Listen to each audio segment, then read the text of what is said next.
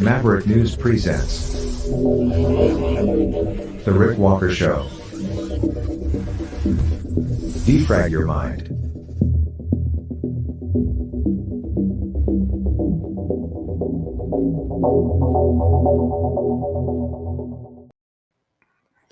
Good evening, everyone. Happy Easter weekend.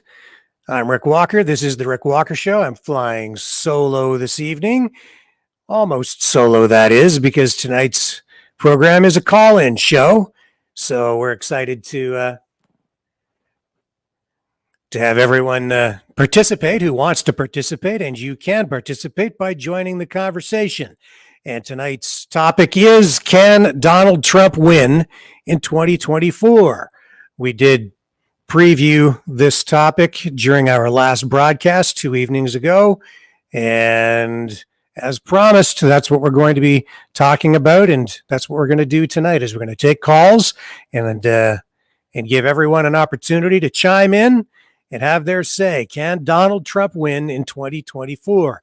Now, I know a lot of people are out there talking tonight about Elon Musk and his bid to take over Twitter. And that actually, I think, is a factor in whether Donald Trump might get reelected in 2024.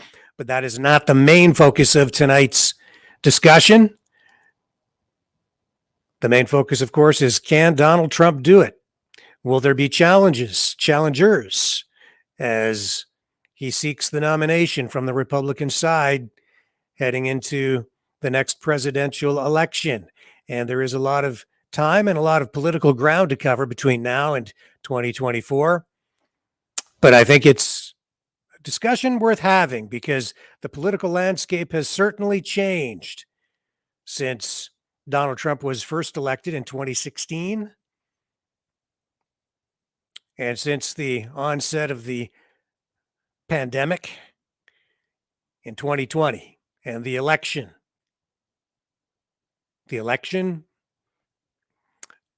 of Joe Biden. So everyone will have a chance to participate and offer your opinions tonight. And yes, happy Easter to everyone out there. Lots of people saying happy Easter. And yes, I am beginning to feel quite a bit better. I still have kind of a head cold thing going on after testing positive for COVID. It is it's just lingering a bit, but it's really, honestly, folks, it's for me been no worse than having a bout of the flu or a really bad cold. And right now it's like I have a bad cold kind of hanging on, and I just can't quite shake the tail end of it, but I'm getting there. I'm absolutely getting there. And thank you so much for all of your well wishes as I make my way toward a full recovery, and I will. I'm certain of that. Marina says, Rick, would globalists absolutely hate Trump and want him defeated? Yes, world globalists absolutely hate him, yes. And I believe Le Pen has no chance either. They love their boy Macron. Yeah. Yes, well, people at times seem to think that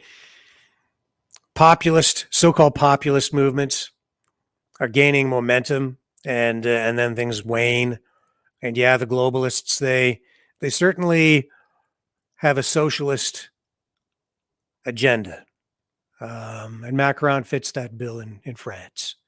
No question about it. And yeah, they absolutely hate Trump. Baby Yaga 108, I was a Dem and hated Trump until Ottawa. Hope for me, there is hope for others. Perhaps.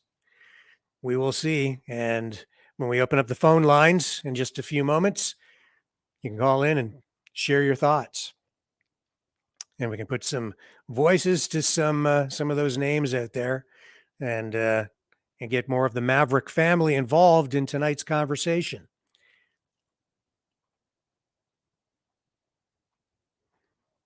Yeah, and I'm already seeing people talking about Ron DeSantis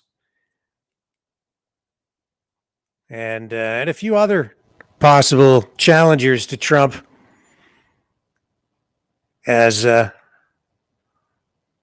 as we prepare to take some of these phone calls.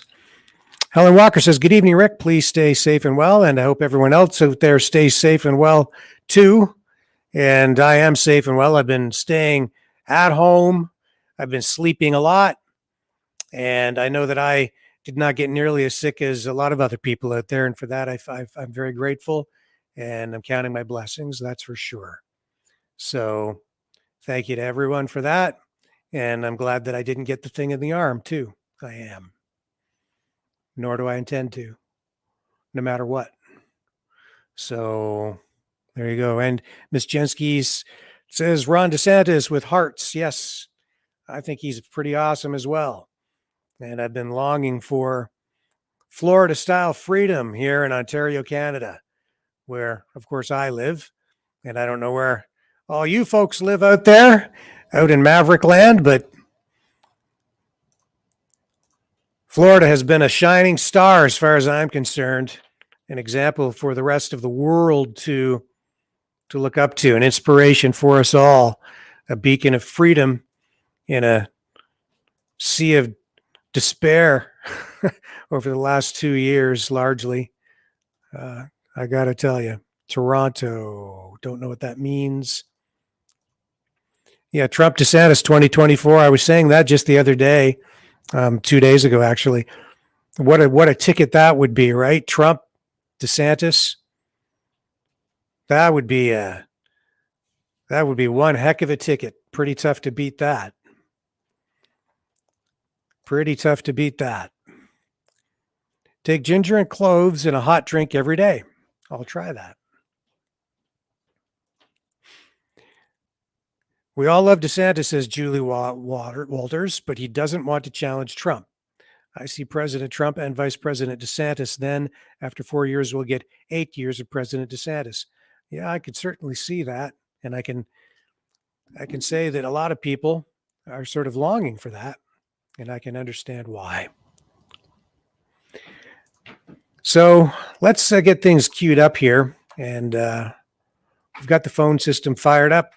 And this, folks, is, well, let me just pull these comments down here so we can get right into the body of the show.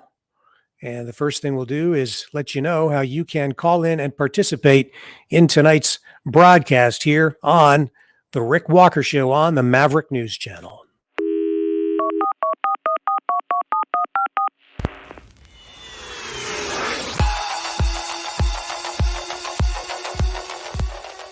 Join the conversation.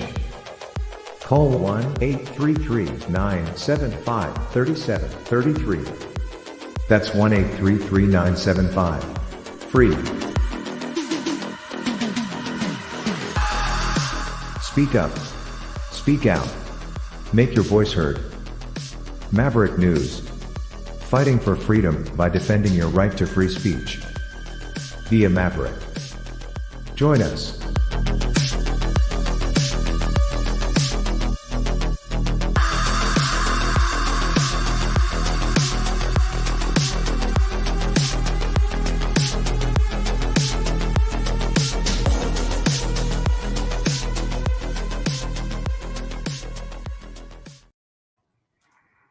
And the phone lines are open. You can call in and participate. Join the conversation at 1-833-975-3733.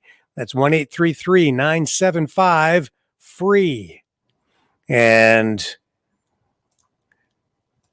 I'm excited to start taking calls right now from Paul. Paul joins the conversation with us now. Hi, Paul. How are you? Where are you calling from tonight? Hello, Paul. Can you hear us? Oh, I need to add Paul to the screen here. Hang just one moment. Here we are. Hello, Paul. How are you tonight? Can you hear us?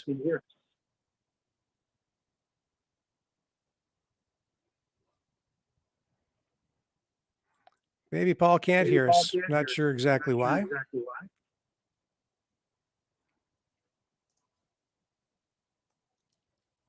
Maybe Paul dropped out of the call. Let's try to see if maybe Ray can hear us tonight.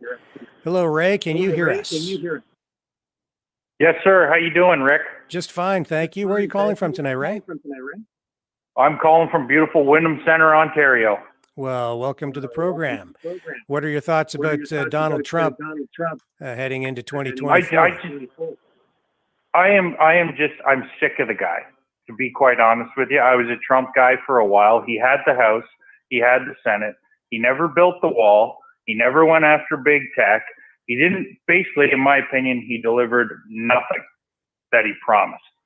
Okay? Yep. And about the only ones who seem to still love him are, I went to the freedom rallies that were going on a few months back, and you had these people waving Trump flags, which doesn't really make sense to me, given that we live in Canada. I get, the populist thing, but he didn't really deliver on anything. And just the whole Trump appeal it's like the cult of personality.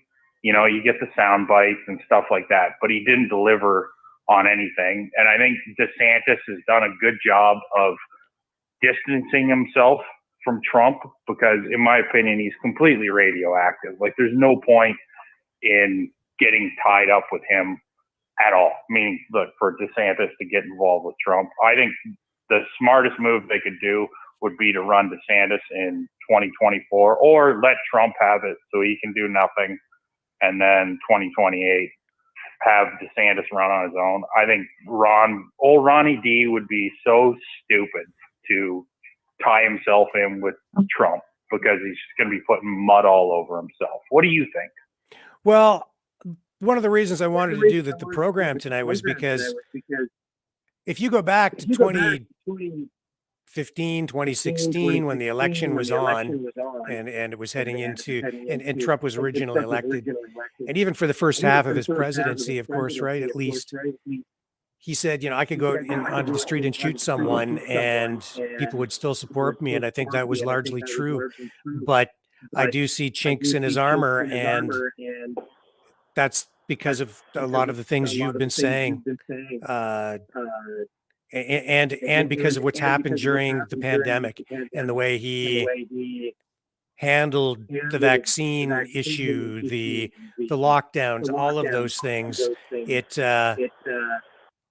did erode his Teflon. Yeah. Well, and the other thing I was going to say too is the whole Operation Warp Speed, and I had so many vaccines. I pushed these vaccines, and he's trying to claim it right now, and it wouldn't surprise me at all if there's a big fallout from these vaccines. And I don't want to get you in hot water because I certainly don't want to spread dangerous misinformation. But if let's say there were some awful fallout from these vaccines, the media would just totally retcon it and then put it at Trump's feet, and they would just use that to tank his campaign because the morons that listen to the talking heads and parrot their opinions will just totally flip and be like, yeah, no, it was Trump's vaccine that did all this. And that's my feeling moving forward. But as far as Trump goes, I've had enough of the guy. He didn't deliver on anything, and people still think he's an outsider. I don't believe that at all. He went to Davos. He's been around all these people. He's one of them. And in my opinion, he totally proved it with the 4 years that he had where he did nothing. Mm-hmm, mm-hmm. Yeah, I think you're right about the vaccine and the way that the media and Trump's political opponents would just lay the blame directly on him if as you say,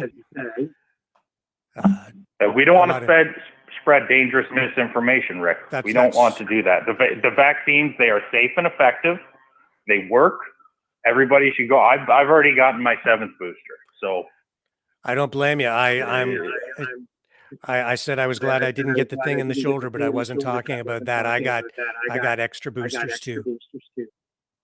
Good. Well, the one you were talking about was polio.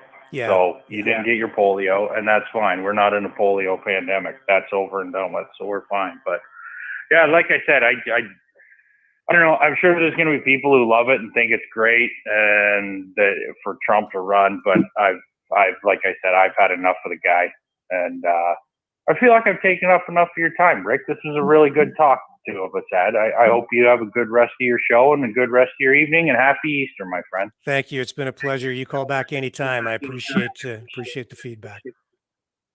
I will. Take care, Rick. You too. Take care. And is Paul with us or not? Can you hear us, Paul? No, I don't think Paul's there. His call's still on the line, but I don't hear Paul. Let's see if we can just pull Paul off, and let's move on to Tyler from California. Hello, Tyler from California. How are you this evening? I'm great. How are you? I am just fine. And what are your thoughts on Trump going into 2024? Can he win? Well, it depends. Like everybody is getting tired of Biden, and people just want Trump back.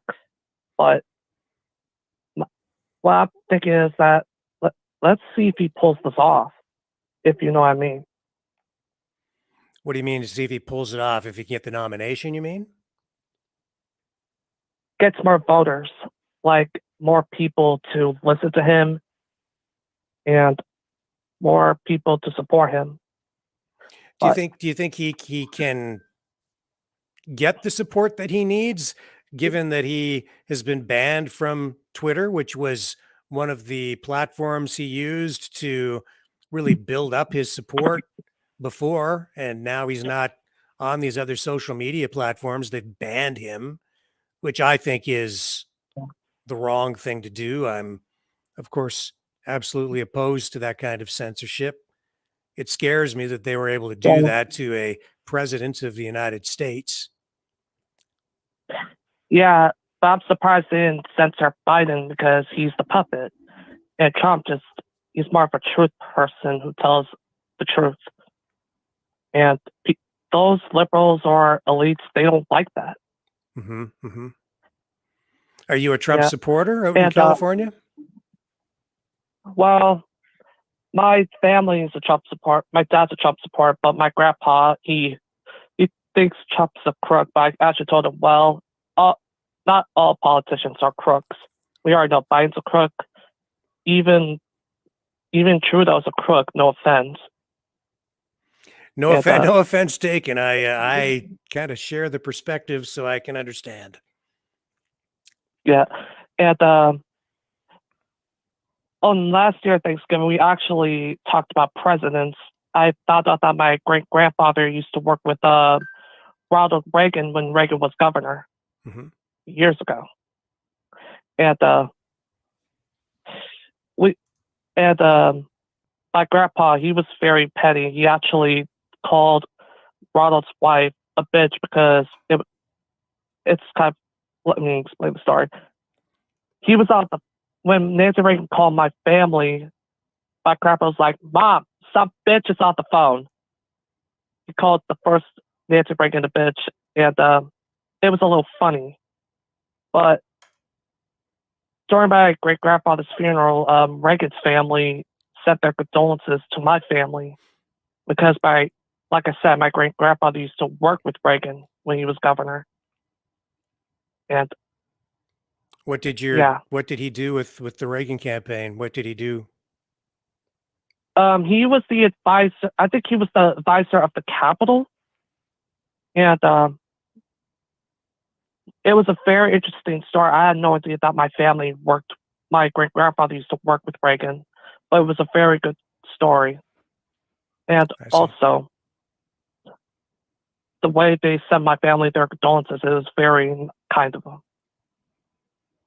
I see. And okay, well, listen, Tyler, thank you very much for calling in tonight. We're going to move on and speak with Kevin. Oh yeah. You call back anytime. That's my time anyway.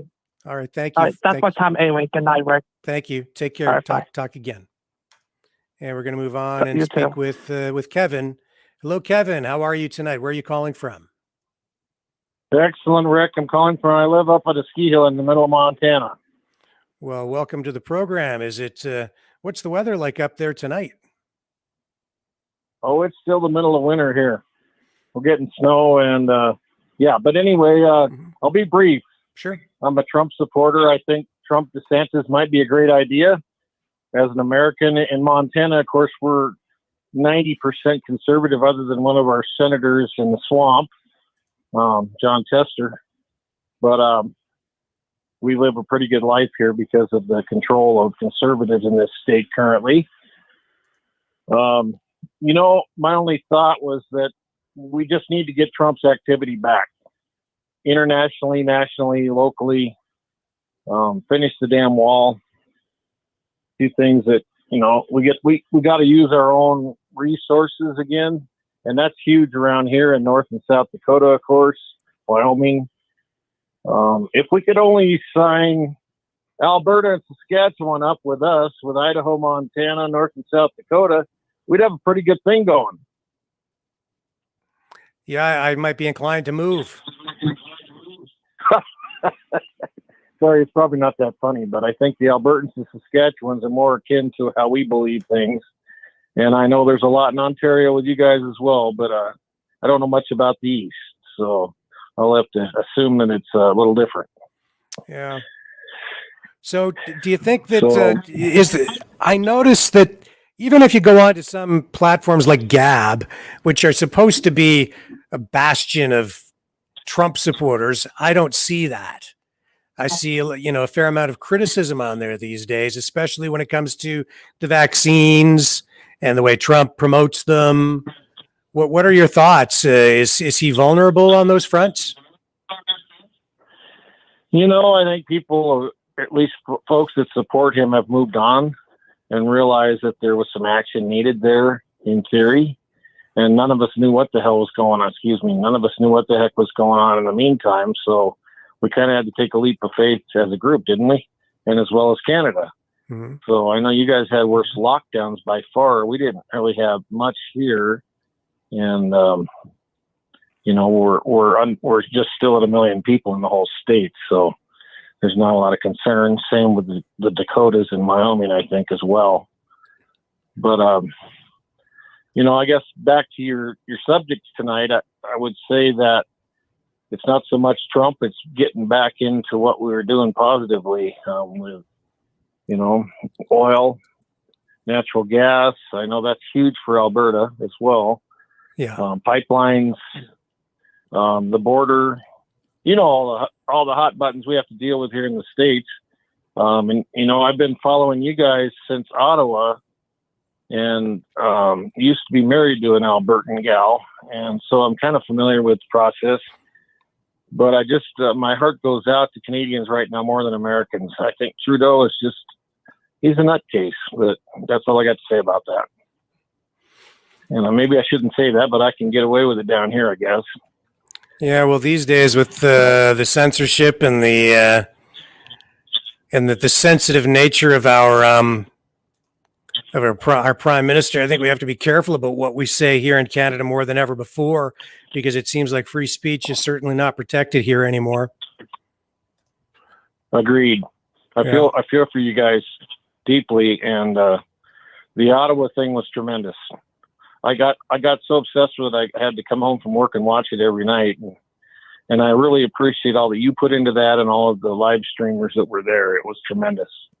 All of you guys did a great job of representing your cause, if you will. Well, appreciate that. I don't want to take a lot of good of your time. But the only other thing I wanted to say is that maybe talk a little bit about, with all of your callers and all of your people, that possibly Trump know him, DeSantis know him, Christie know him, and South Dakota is just absolutely tremendous. And I don't know if you know much about her. Yes. The governor of South Dakota, and she is tremendous. And she's a farm girl, got her act together. Federally, I don't know if she's interested, but she would do a tremendous job as well. If people are looking for, you know, getting women back involved more, well, I don't know. I can't say much to, what's her name? Kamala Harris. But she's pretty evil. But Christy Noem's another one to give some discussion to, and I'll leave it at that. And I'll let you get to some other callers, Rick. And again, I'm glad you're feeling better, and I hope that you continue on. This has been a great show. Thank you very much. Thank you so much. Been a privilege. Thank you, Kevin, for calling in, and please call back again. You bet. Thanks, Rick. Take care. Bye for now. Now, I'm not sure if we have a caller from Tampa or not. it says he may have left the call queue. Do we have a Hello? caller? Hello, are you calling from Tampa tonight? Yeah, this is Tim, Tampa, Florida. How you doing, Rick? Well, I'm just fine. What are your thoughts with regard to Trump in 2024? Oh man, I'll tell you, if it comes down to him having to go back on the ballot to run again, I think it's kind of a worthless cause. However, we know that what happened, with the election being rigged, and there's a tremendous amount of work going on right now to try to overturn the election. Now, if he was smart enough to where they actually had the foresight to know that something was going to happen, and he in turn, if they had set a trap, or if they have, something of that nature to where they are able to overturn the election before 2024, I would say I was wrong about a lot of things. But I think he might be playing with the other side, like the other caller said, because, since the virus was coming out and then the vaccines, all the way until, all the way till now, it seems like he's nothing but a distraction right now. That's my opinion, and I'm a supporter. I liked everything he said in 2016. I liked everything he said when he campaigns, but it seems like the Trump that campaigns and the Trump that we got are just two different people. It just seems like he knows what to say and when to say it and how to say it, but it just seems like the delivery is never there on, that benefits us, so I don't know. I like DeSantis. I think DeSantis would be a fool to team up with Trump, but I also think DeSantis respects Trump enough. So there's so many different things right now, and so many different variables. And a lot of us, we just don't know what's going on, and I think a lot of those in the media, they're tied up. Their money's tied up with Trump, so you're going to see things on Gab, and you're going to see things on social media, and they're not really being betrayed and portrayed by the media, just because of the money that's tied in to Trump. And you have a lot of good people, and I think a lot of good people are kind of like in the same boat, to where they kind of have a sense of what's going on, but at the same time, they're everybody's kind of like giving the benefit of the doubt to other people, if that makes any sense. Yeah, it does. At the same time, would you, if it came down to a choice, if he got the nomination, would you vote for him? I don't know. That's the thing. Like, I don't know. There's just so many things. Like, would I vote for him? It really, his words don't go as far as they used to go, and I know he's got a history. I used to have a history too. So I understand you do things in your past, and you say and do things that aren't, who you are. Everybody can change. But at the same time, it's going to be, what are we going to do? Like another 4 years of horrible Department of Justice and horrible FBI picks? I mean, is that what we're going to have to look forward to? Department heads, and once again, you go back to the words where you say things and you say all these great things, but and then when it's time to act, it just never syncs up. It's like when you edit a video, you sync up the audio with the video, and it just seems like you can never sync up all the things that were said to actions, if you know what I mean. Sure. Okay, well, we're going to move on. I appreciate the call very much. Yeah. And we have some other calls in the queue here, so we should move along, I think. Well, hey, listen, you got a really good show. I do watch you often, and I do appreciate what you're doing. You're probably one of the better in all the media right now. So keep going. Thank you very much. I appreciate that. It means a lot to hear that. All right, Rick, have a good one, man. You too. Call back anytime. Appreciate it. Will do. Thanks. And there's no name on this call, so I'm not sure, but you're calling from the Toronto area from the looks of things. Who do we? Okay, my name is Etty. Etty, okay. And I'm calling from Toronto. Welcome to the program. What are your thoughts about Trump and 2024? I think he's going to win a big time. I am a big fan of Trump. Practically, I adore him. Also, my family. And I like to remind you, the caller, that DeSantis, the only reason he won in Florida is because Trump was endorsed him. So let's begin with that. And then regarding the Trump, and let's not forget all what the Democrats did to him with the Russia hoax and all this. I think he did a great job for America. He boosted the economy. He brought America to have the world to respect America. He was excellent for Israel, of course. And regarding the vaccine, he's the first one that wants to close the door to China, but Pelosi, she was against this. Now, regarding the vaccine, this is something that happened out of the blue, and no leader in the world didn't know how to act upon this. And of course, this Fauci and Bill Gates told him, we have something that we can save the world with this vaccine.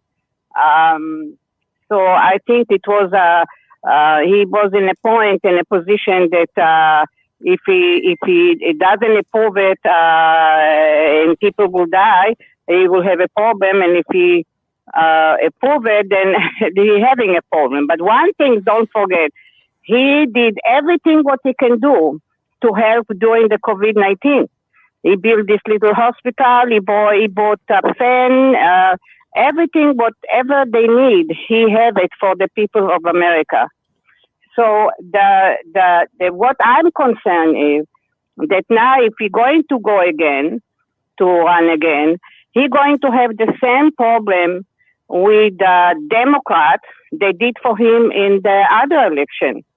And I am not sure if he wants to go through this challenge again. Although, if you listen to his rally, he had tons of people coming to listen to him and begging him to come back. He's the only hope for America and the only hope for the free world, I'll be honest with you. If he come back, I think he will bring the democracy back to America and to Canada and to the rest of the Western world. And this is my opinion. Yeah, you make some excellent points, actually. He was up against, it was like Trump against the world in many ways, because the media would make things up. You had the whole Russia hoax, which was complete fabrication. We know that now. It didn't matter what Trump did, the media would attack him. He could do no right. He makes one phone call to Ukraine, and that blows up into an international scandal that they have to turn into an investigation, and they basically use that to impeach him. And it was obviously the whole thing was bogus. Yes, and I don't know if the caller saw when he had in 2019 he interviewed Zelensky at the time at the White House, and they asked Trump why he doesn't want to send money to Ukraine to help them, and he said because Ukraine is the most corrupted country in the world that I ever known. Mm-hmm. And it's a shame that people I follow and I see what's going on. So he said it right then. He said it about Ukraine. That is the most. He said it because he has a reason why he said it. Now, regarding the 6th of January that they have this rally in the White House, everybody blame Trump that he did it. But now they are finding out that this was the Pelosi, that she is the one that organized all this. And one thing, I'll be honest with you, what I angry, and my family too, that in January 6th, he should call the martial law. He should call the martial law, and he will take some action against those Democrats. But who knows what kind of threat they put on him and on his family that he was afraid to do this kind of a step. But surely enough, that after they forced him to step down because it was obviously it was corrupted election. There's no question about it. And I'm very disappointed from the Supreme Court of America, especially from this governor, that nobody wants to hear his case regarding this corruption during the election. Pelosi called the martial law, and she have this martial law around the White House all the time. And why he didn't do it? This is the only things I'm asking, and I'm sure that he want to do it, but probably his hand was tight. This is what I think. So I hope that now, if he come back, he will do things differently. Well, certainly there seems to be a double standard and two sets of rules, one for the Democrats and one for Republicans, certainly freedom-loving Republicans and patriots. And yes, now we should point out that because we are on YouTube, these allegations of election fraud have not been proven. So we need to just say that so that we don't get kicked off YouTube. But I understand exactly what you're saying. And why wouldn't he call martial law? Well, I think it was a little more complicated than simply, it was a lot more complicated than simply imposing martial law following that election. There were procedures that needed to be followed. And it just wasn't that simple. So, Rick, I'll tell you something. The same way like happened with Russia, and now everything coming out and proving that Trump was right. He did nothing wrong. I think the same things will be with the election. Eventually it will come out. I think they're still collecting information, and it will come at a point that everything will come out and everybody will see the truth. Well, we can all hope for that, because truth is exactly, that's where we need to get. And hopefully this program helps get everybody a little bit closer to the truth. Is there anything else you'd like to bring up tonight or think that we might be missing? No, I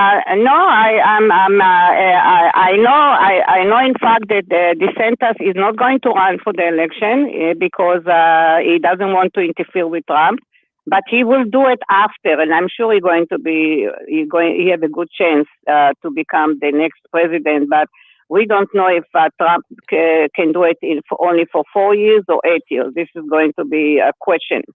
But DeSantis is a great guy. He's a fantastic, and we'll have we're having a new candidate for the Republican after Trump will do his full term.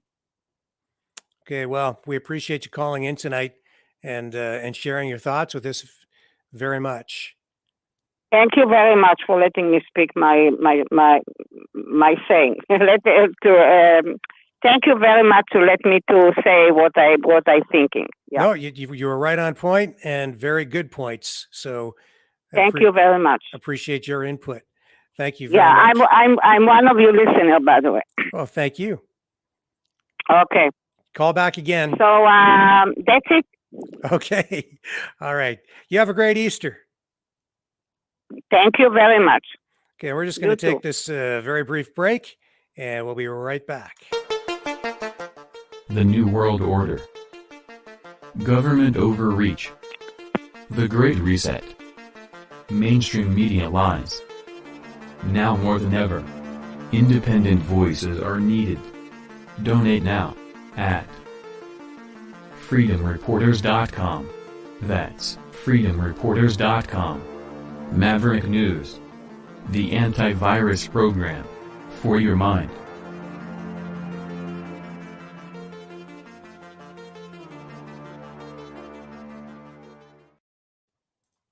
And you can donate at freedomreporters.com. That's freedomreporters.com. You can click the hot link in the YouTube, Facebook, and Rumble descriptions and support our work here. We do need your help. We are still working to get that website up, coming down with that little bout of COVID that I was wrestling with over the past week and a half. That slowed us down here a little bit, but we are still on track, and we will have the website up and running pretty soon, and we will be expanding out onto other platforms, including Gab and Getter and a couple of others as well, so that we can get the message out to a broader, wider audience as we continue to work toward defending and restoring free speech and freedom in general, especially in the face of new censorship legislation in Canada that is pending, and new censorship and anti-freedom, anti-protest laws that were just passed even just within the last week here in Ontario, which we highlighted for folks here on the program during the course of this past week. Now, that being said, it is a call-in show tonight. We are talking about President Trump and his bid to be reelected in 2024. The question I'm posing to everyone tonight is, can Trump do it? Can he get reelected? Can he win in 2024? The situation has changed a lot since his first election in 2016, and we're interested in getting your feedback, your opinions. Here's how you can join the conversation.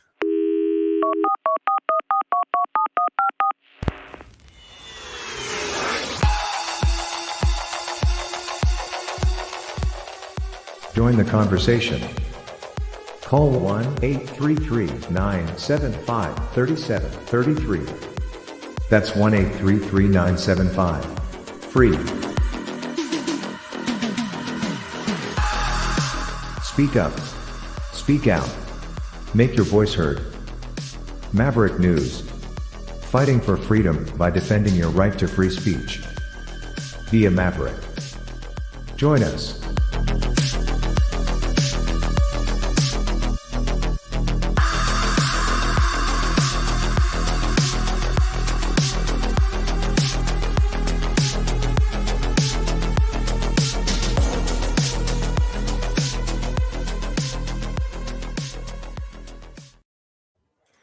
And you can join the conversation at 1-833-975-3733. That's 1-833-975-FREE. And Kim joins the conversation now here on the Maverick News Channel and the Rick Walker Show. Kim, how are you this evening? Where are you calling from?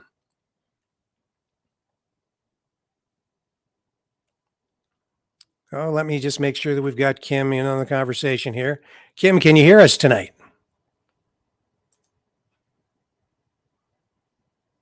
It's not Kim, it's Alicia. Oh, Alicia. Well, I'm sorry the call screener system has your name up here on the screen as Kim.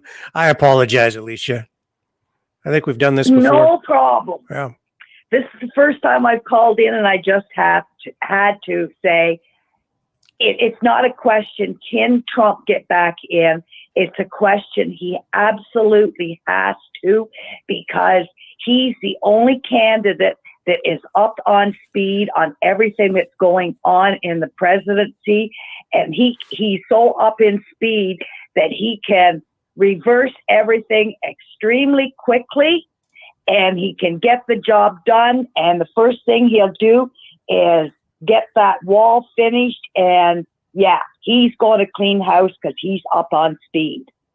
Do you think he made as much progress on the wall as he claims he did?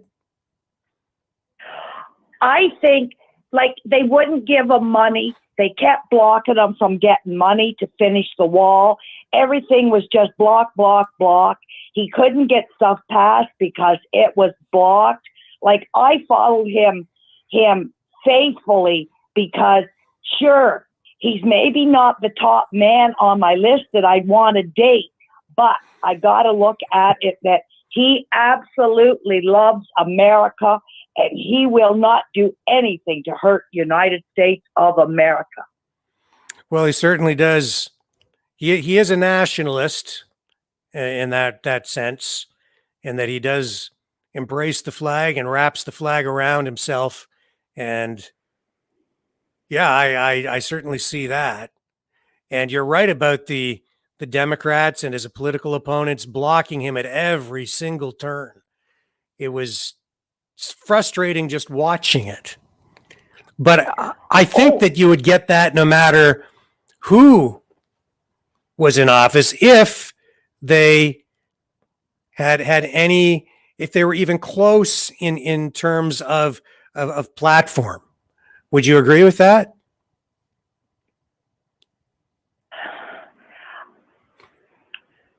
About in the John F. Kennedy era and stuff, I think both parties were kind of for America. But with this WEI, they've just got such a different agenda now that they don't care anymore. And you're right, they probably would block. Yeah, I mean, I think back to even when George Bush Sr. was president, or when Reagan was president, they hated those guys. The media, even then, it didn't matter what George Bush did. If he sneezed wrong. But that's the way the game was played then, and it was amplified certainly when Trump was president. But I don't think it would matter if it was DeSantis. They would just attack DeSantis in the exact same way, because they tried to, certainly during COVID. The media was constantly attacking Florida and DeSantis, trying to demonize him. Well, trying to prop up governors like Cuomo as being saints. And now we know that what Cuomo is doing by putting COVID patients into nursing homes, that was in itself inexcusable and deadly. It was. And just absolutely deadly. The media, the way the media dealt with those issues, the media was deadly. The media gave people the wrong information, often, almost entirely. Well, I'm thinking the medium is in for a real big shocker, because Trump is doing his best, and we're in the Senate. It's all going to be Republicans now. And then in 4 years, I think the Republicans will still stay in. And if Trump, like you said, gets DeSantis on his ticket, I think the media is going to be shocked, because they're not going to be able to say too much. Now you have Elon Musk offering to buy Twitter, possibly turn it into a free speech social media platform. But Trump is saying that he wouldn't even return to Twitter, calling it boring Twitter. But do you think that Trump can generate the same level of excitement and the same amount of support, and the support that he would need to successfully navigate his way to another term in the White House, without those social media platforms, given that he has been banned from them for life? I've been watching his rallies for promoting certain senators, and I firmly believe those rallies wouldn't be as big as they are if it wasn't for Trump promoting. And they're huge. He still does generate a crowd, doesn't he? He still packs them in. Yes, he does. He has star power. Yeah. There's no question about it. Yeah. And what about issues like the vaccine? A lot of people criticizing him, saying that, some people criticizing him for promoting the vaccine. Do you think that will hurt him, help him? Where do you stand on that? Well, I just seen in the comments here about him getting $2 million from Pfizer. Yeah. Now, when COVID first came out, Trump was laughing about it and saying that it's nothing but the flu and it's a cold and blah, blah, blah. And then his son got it, and his son flew right through it like as if it was nothing. And Trump was back on saying that, yeah, my son got it, and it was nothing but a big cold. And then Trump got it, and he, I believe, had to be hospitalized. So I'm kind of think that was the tipping part where when he had to be hospitalized because he wasn't getting over it just as quick as his son did, I think that might have been the turning point where he thought, well, maybe the vaccine, maybe we got to go that route. Mm-hmm. Mm-hmm. Well, I view it like this. I think Trump thought the development of the vaccine in record time was his ticket to re-election in the last election. He implemented Operation Warp Speed, and yes, that's true. And he got all that rolling. He cut the red tape, and he got those vaccines approved. And he kept saying, these things are going to be approved. Approval is imminent. And the media kept saying, no, it's not possible. Can't do it. Won't happen. Not going to happen.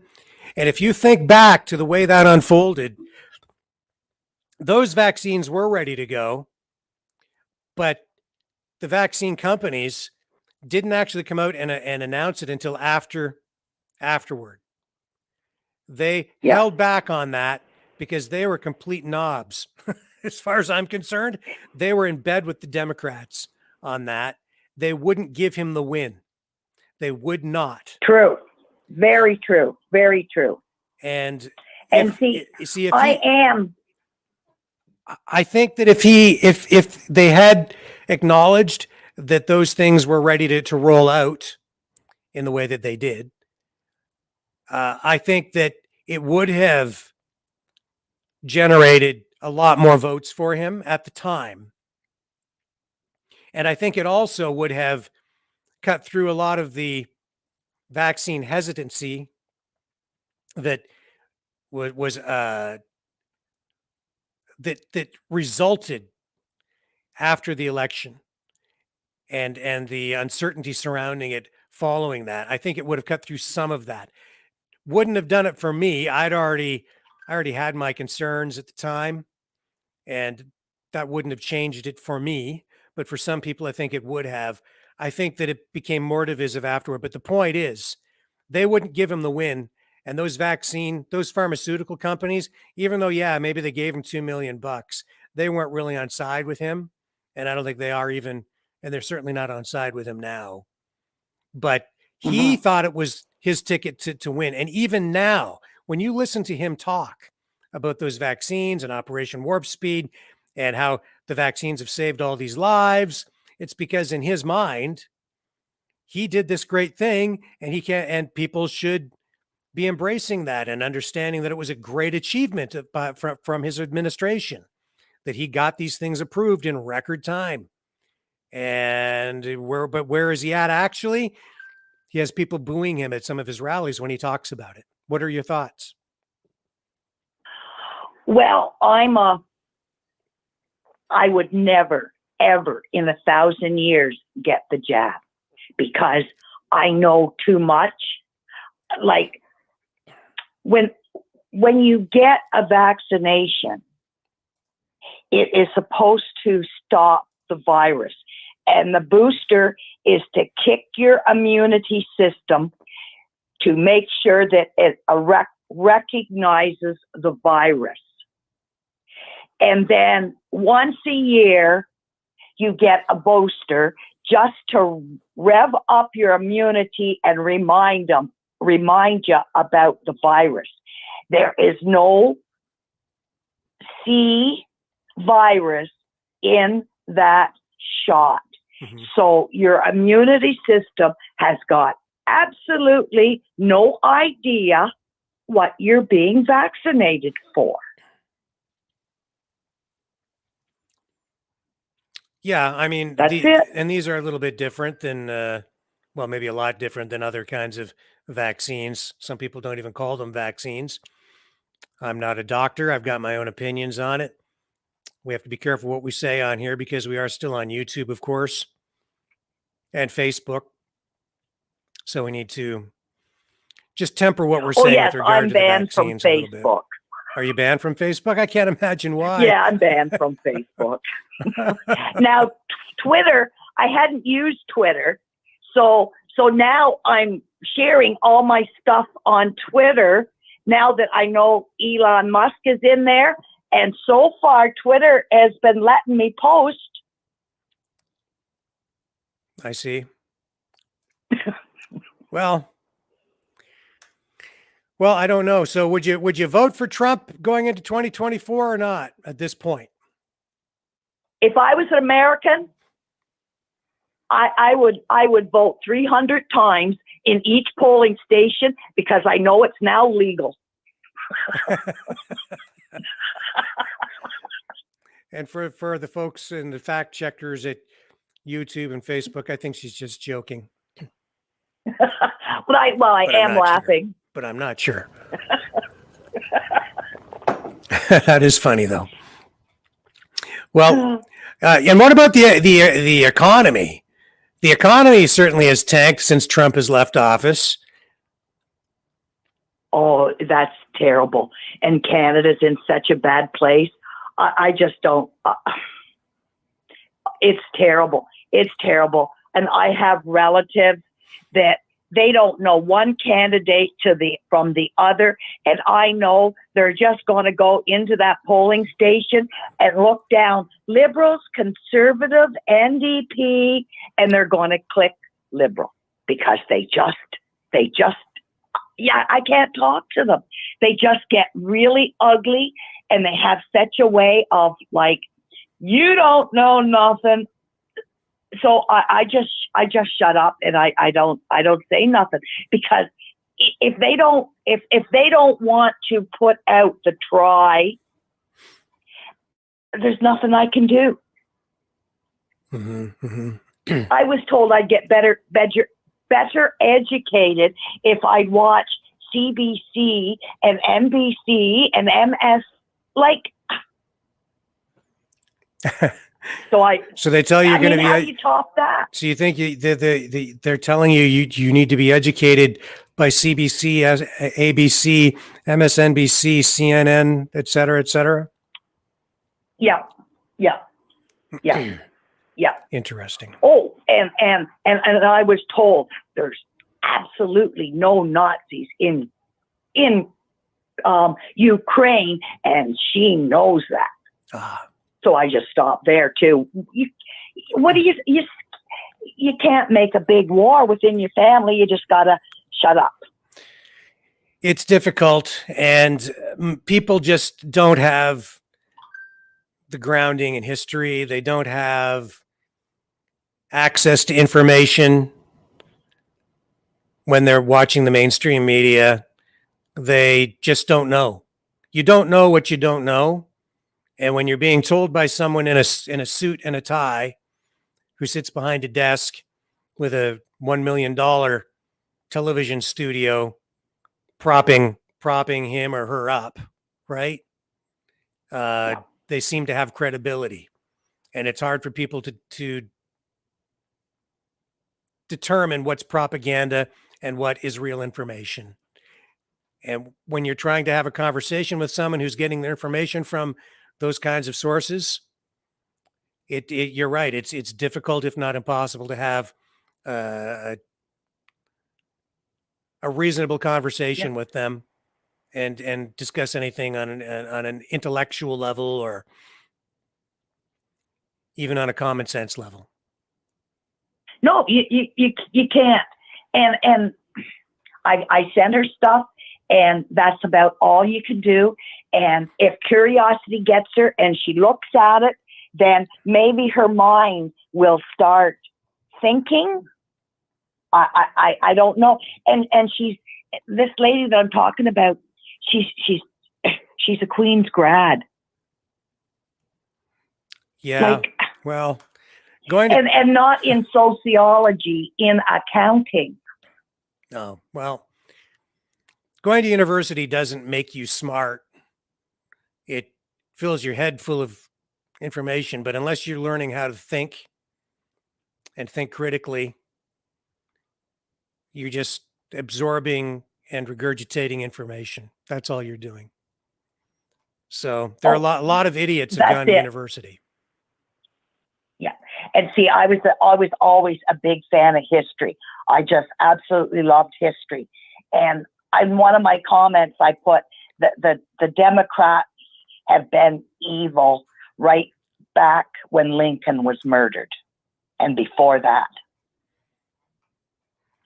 Yes, well, we've spoken about this before, about how the left, how fascism really has its roots on the left, and we're going to get into more of that in future episodes. And I would say that even issues like racism, slavery, all of that dark history really has its roots with the Democrats and the left side of the political spectrum, if you want to characterize or gauge politics along a left-right spectrum, right? We will get into that more, and somebody that you might want to look up, and I'm sure that probably everyone on here is familiar with him already anyway, but go watch and familiarize yourself with the books of Dinesh D'Souza, who subscribes to that exact perspective when it comes to the left, slavery, fascism, and all of these dark political arts. Is there anything else you'd like to add tonight, Alicia? It's been great talking to you, and I'm glad you're doing this about Trump. And like I said before, I think it's a matter of urgency. And I think somebody that's already been in office and is familiar on the issues and what is going on should be put back in instead of putting a new person in that really doesn't know their way around stuff and has to learn. I think it's better to put somebody in that's already learned and probably will be better from learning it the first time. Well, I think Trump brought a brand new perspective to foreign policy, which is one of the reasons they opposed him so vehemently. And yeah, he certainly can hit the ground running. And I think that could be a major advantage, especially now. The United States has lost so much ground. The world has lost so much ground under the Biden administration. So much damage has been done, and you don't need to look very far to see where that damage is having an impact on everyday people. Just stroll through the grocery stores, go to the gas station, check your bank account, look at the price of bread. It's a terrible situation right now. So absolutely appreciate your phone call, and thank you very much for joining us tonight. Okay, thank you. Bye. Okay, bye for now. You can join the conversation, folks, at 1-833-975-3733. That's 1-833-975-FREE. And we're going to take a brief break again while we regroup and prepare to take some more of your calls.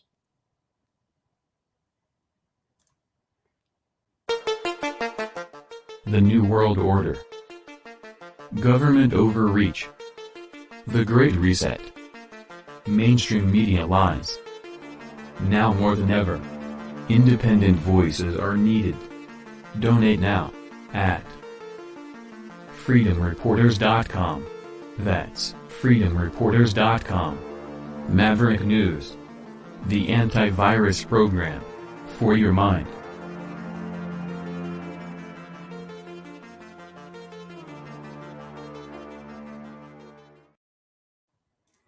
And you can join the conversation here on the Rick Walker Show on the Maverick News Channel at 1-833-975-3733.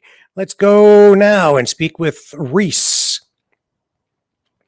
And hello, Reese. How are you this evening? Where are you calling from? Oh, yes. Hello, sir. Glad to hear your voice for the first time. I tried to call you the last time. So I am calling from the great state of MI in the United States. And, yeah. What part of Michigan are you, what part of Michigan are you calling from? Huh? What part of Michigan? Northern Michigan, Detroit area? Yeah, I'm close to that area. Yeah. Yeah, good. Well, welcome to the program. Yeah, so I am calling. Huh? Welcome to the program. Yeah, man. Thank you so much. Yo, I love your content and everything I heard you say, Rick. It literally made me so like, wow, you have so much knowledge on this stuff. It makes me literally mind fucked. Well, so I saw your content around the time, dude. I saw your content during around the time of the trucker convoy, and it just literally blew me away. How Trudeau handled the situation, it was blatantly authoritarian. He went too far. He should have negotiated. Yeah, he said, fuck all of you. Then he said, I'm going to activate the freaking trap card in his pocket. Then he just stripped you guys of straight up just, he took everything away from you guys. yeah, with the Emergencies Act, yes. Yes, he fucked you guys up very, very bad. And it made me mad. And I was thinking, wow, he is such a disgrace that I cannot even fucking stand him. How he got called out, though, it literally made me laugh. He got called out in Europe, right? Yes. Uh-huh. As soon as they told him to never speak again in that house, yo, he got what he deserved. Though, however, things are going to get so much worse. Here in the States, inflation is fucking us up so bad. You do not even understand, man. It is insane. Oh, it's the same here. There's an old saying, if the United States catches a cold, we get the flu. Because we're for real. Oh yes, because we are so closely connected with you economically. But of course, we're much smaller than the United States, and we're so dependent on our trade with you. So yeah, we're suffering here as well in terms of inflation greatly. I can assure you. Oh wow, that is insane. That is crazy.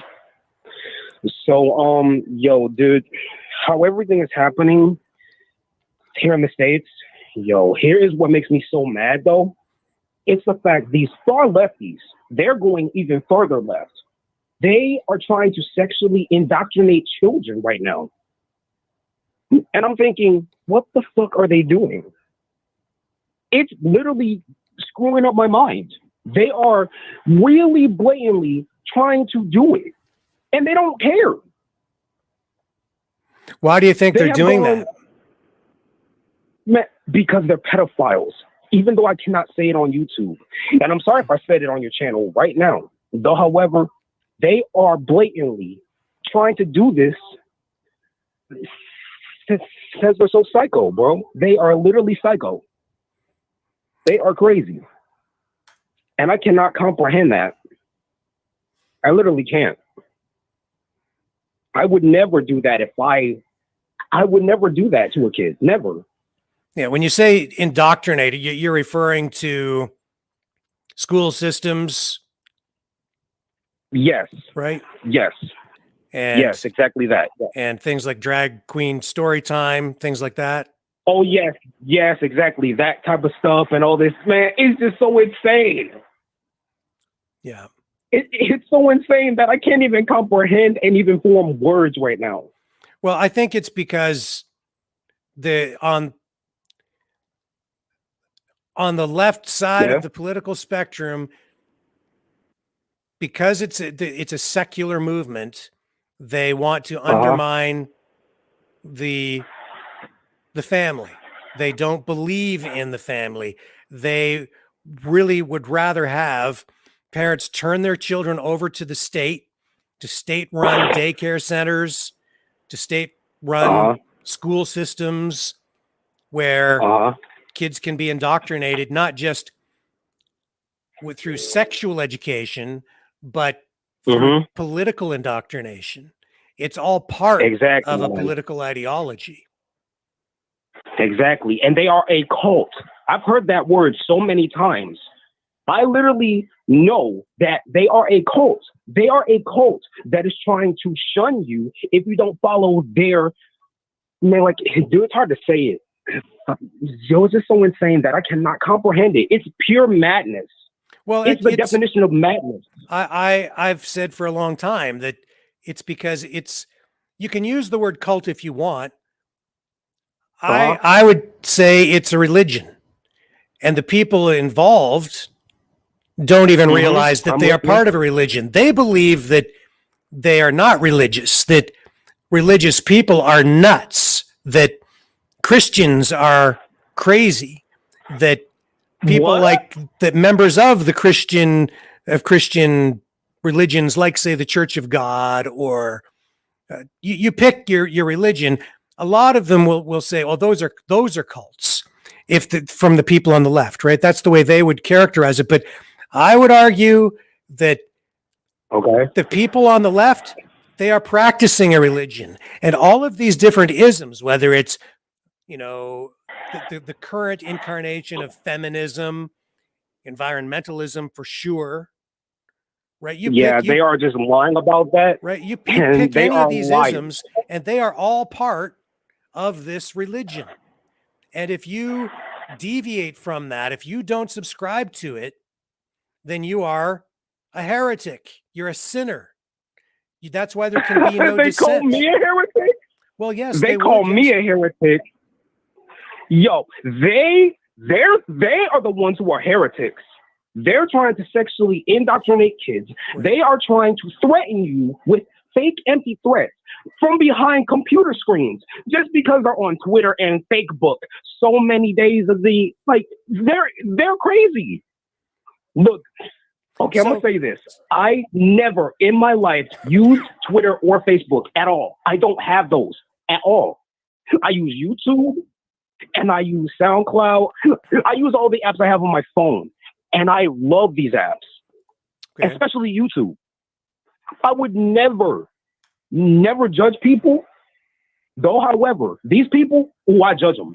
I judge their character and their intellect and their actions. What they're doing, dude, what they are doing, they are evil, pure evil in nature. And I cannot trust them. I don't believe their bullshit lies. I don't see truth. I don't see truth coming from no one. Okay, so these are the people obviously who have been opposing Donald Trump.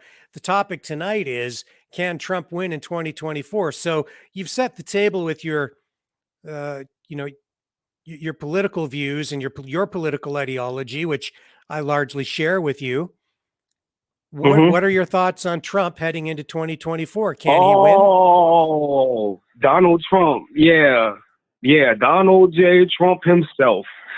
Yo, I voted for him in 2020, and dude, even though I can't say this on YouTube, I'm gonna say it anyway. Even though they stole the election, and I don't care who says it's not stolen. If you don't believe it's stolen, you are living under a rock like Patrick Star. Okay, just for the record, we are on YouTube. So by saying that, we can get kicked off. So we can't say that on YouTube. And having said that, we have to, I think, walk that back a little bit and say that has not been proven.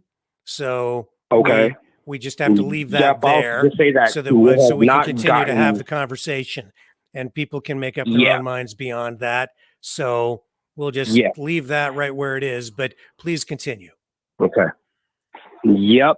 So I believe that if everything Trump is doing now just straight up goes down the train tracks, he is going to literally win. Everything happening now in our government is going to give Trump a landslide, I think, though I'm not entirely sure. Though I am going to vote for him for sure. He is pro-America first, and I love that. He tried to help every single man. Like, he does everything amazing. Do you think he's vulnerable? Yeah, kind of in some areas of his life. I think he is, though I'm not entirely sure, man. I'm just a normal kid who is 22 years old, and I got a job and all that stuff. Though, however, like, I don't know a lot. Well, you seem to be fairly knowledgeable to me. Well, you're yeah, fairly because I'm awake. smarter than any average leftist. I'm smarter than these leftoids. That leftoid, oh my God, it made me laugh. Yo, man, talking to you is just a great thing, man. Like, thank you so much. Yeah, well, you're coming sort of from Democrat country there, aren't you? No, dude, I'm a Republican voter first time. So, but I mean, the people like your area there, the voters in your area tend to vote, and I'm pretty sure they did vote Democrat, didn't they, in your jurisdiction? I'm not sure. Yeah, I'm pretty sure they did. And you've got a Democrat for the governor in Gretchen Whitmer. Oh, yeah, but hey, Governor Whitmer, and don't even get me started on the fake assassination attempt or something. I said, man, like, I totally just don't. Like, so bad. Well, no, there's a perfect example of something that has been proven that showed that the FBI basically created that whole and they lied about it, situation and they faked it. lied, and faked it, and then tried to pin it on these poor saps that they did nothing wrong, and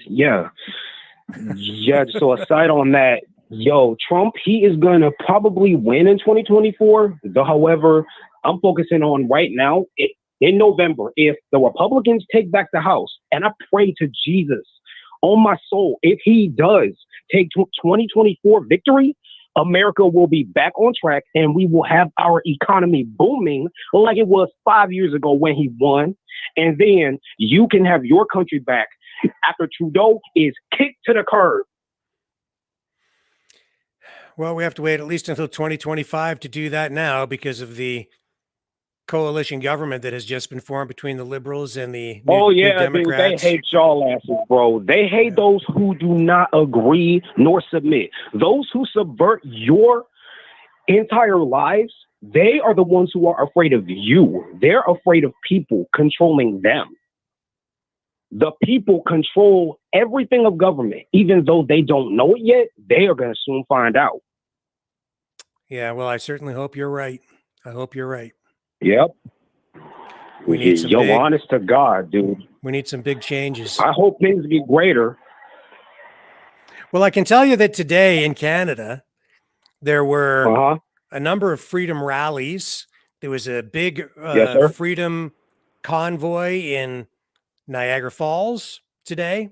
Ooh, Niagara Falls. Isn't that famous? I like that place. I never actually gone, though. Oh, you should definitely go when you get a chance. It's beautiful there.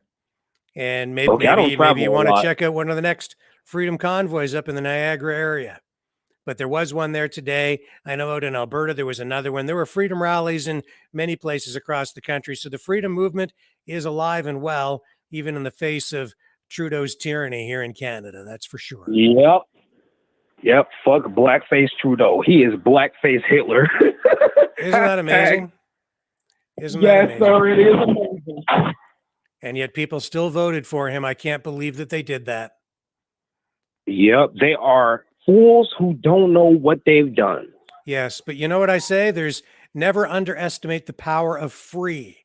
And what I mean by that is politicians, when they go around and hand out a bunch of so-called free stuff using taxpayers' money to do it, it's a powerful tool during election time. And that's largely what he did. And that's largely what he's still doing, is handing out a bunch of free money to people. But just as in the United States, we're paying for it in Canada with higher inflation. Wow, that's insane. So anyway, sir, thank you so much for answering my phone call. And I hope you have a great evening because, tonight, I hope it's a good night for you. Hope you have some great sleep. Tomorrow's Easter Sunday. And man, to all the viewers out there, what's up? I am Doc Brony Choco Gum signing out along with a. See you guys later. Bye bye. Right, thank you. It's been a pleasure speaking with you, and I hope the Easter Bunny have a brings great you. night, sir. I hope the Easter Bunny brings you some candy tonight. So. Yo, I have enough chocolate next to me, bro. All right, you have a great Easter. Gamers rule too. I'll see you guys later. Bye bye. Have a great Easter. Bye for now. Yeah. Bye-bye. And with that, we will take another brief break and we'll be right back to take more of your calls. The New World Order. Government overreach. The Great Reset. Mainstream media lies. Now more than ever, independent voices are needed. Donate now at freedomreporters.com. That's freedomreporters.com. Maverick News. The antivirus program for your mind.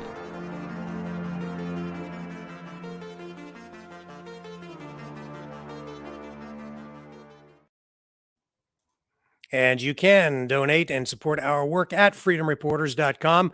We do appreciate the support that we get from our Maverick family, our Maverick viewers.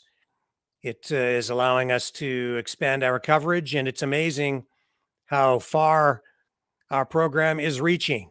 As you've seen tonight, callers from as far away as California tonight, Michigan, various points across Canada.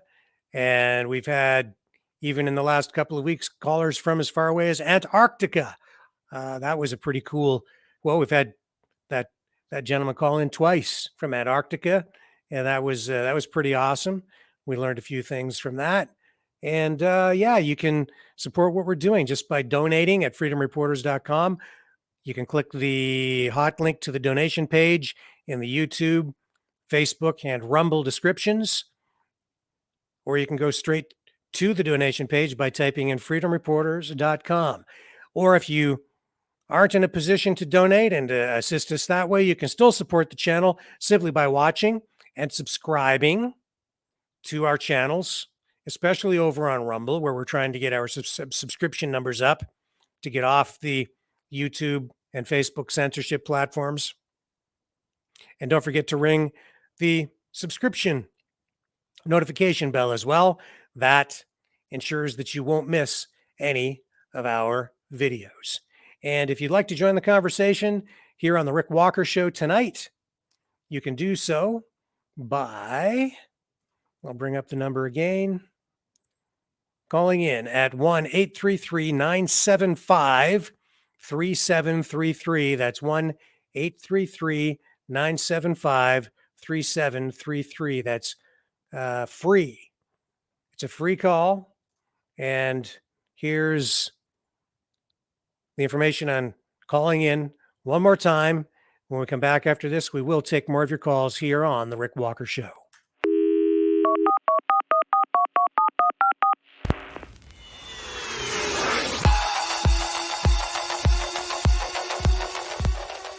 Join the conversation. Call 1-833-975-3733. That's 1-833-975-FREE. Speak up. Speak out. Make your voice heard. Maverick News. Fighting for freedom by defending your right to free speech. Be a Maverick. Join us.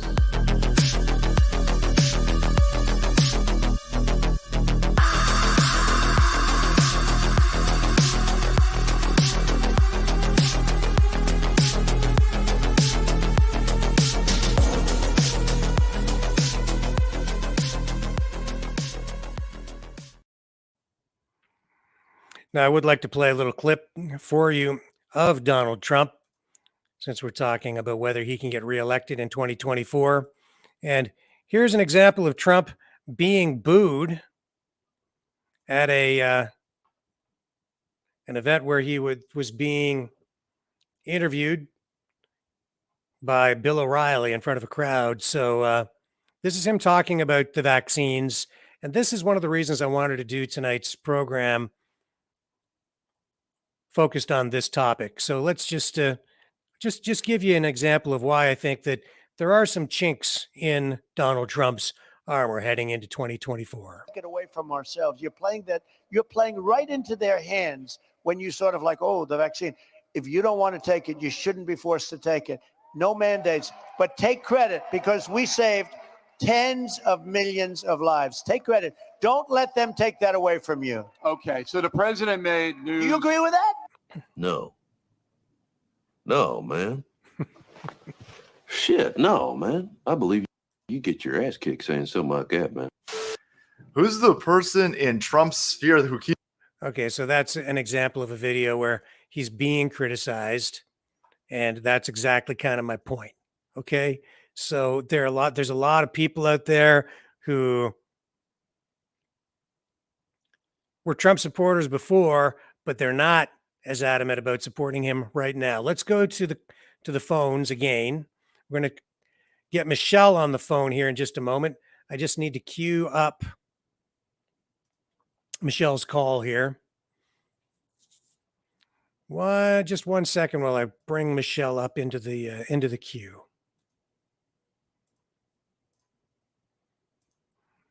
And here we go. Hello, Michelle. Where are you calling from tonight, Michelle?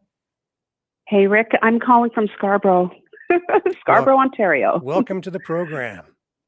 Oh, thank you. Thank you. What are your thoughts on Trump heading into 2024 and what we just showed you? Well, okay. You know, I had the volume down, to be honest, with respect to the video you just showed.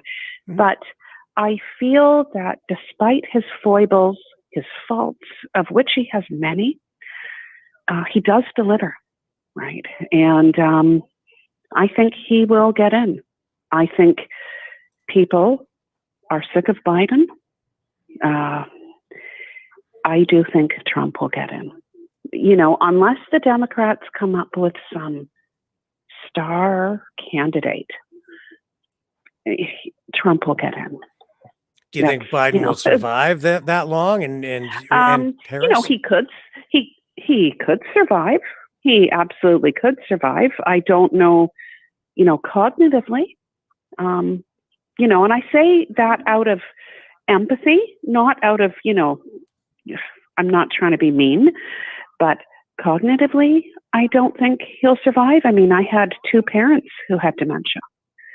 And my father, you know, they're both passed, of course, but, you know, it's very clear there's something going on with him. So whether he lives until his term is done or not, if he does, cognitively, I don't think he will survive or be able to handle it. And, you know, he's not running the country. The vice president, advisors will be running the country, and they're not elected as president, you know. So I don't know. I think they made a major mistake electing him. And of course, a lot of people will argue that he's not the president and Trump was actually elected. So look, if the Republican Party chooses Trump, he will get in because there were no wars under Trump. He delivered. He wasn't perfect, but he delivered with a lot of what he promised.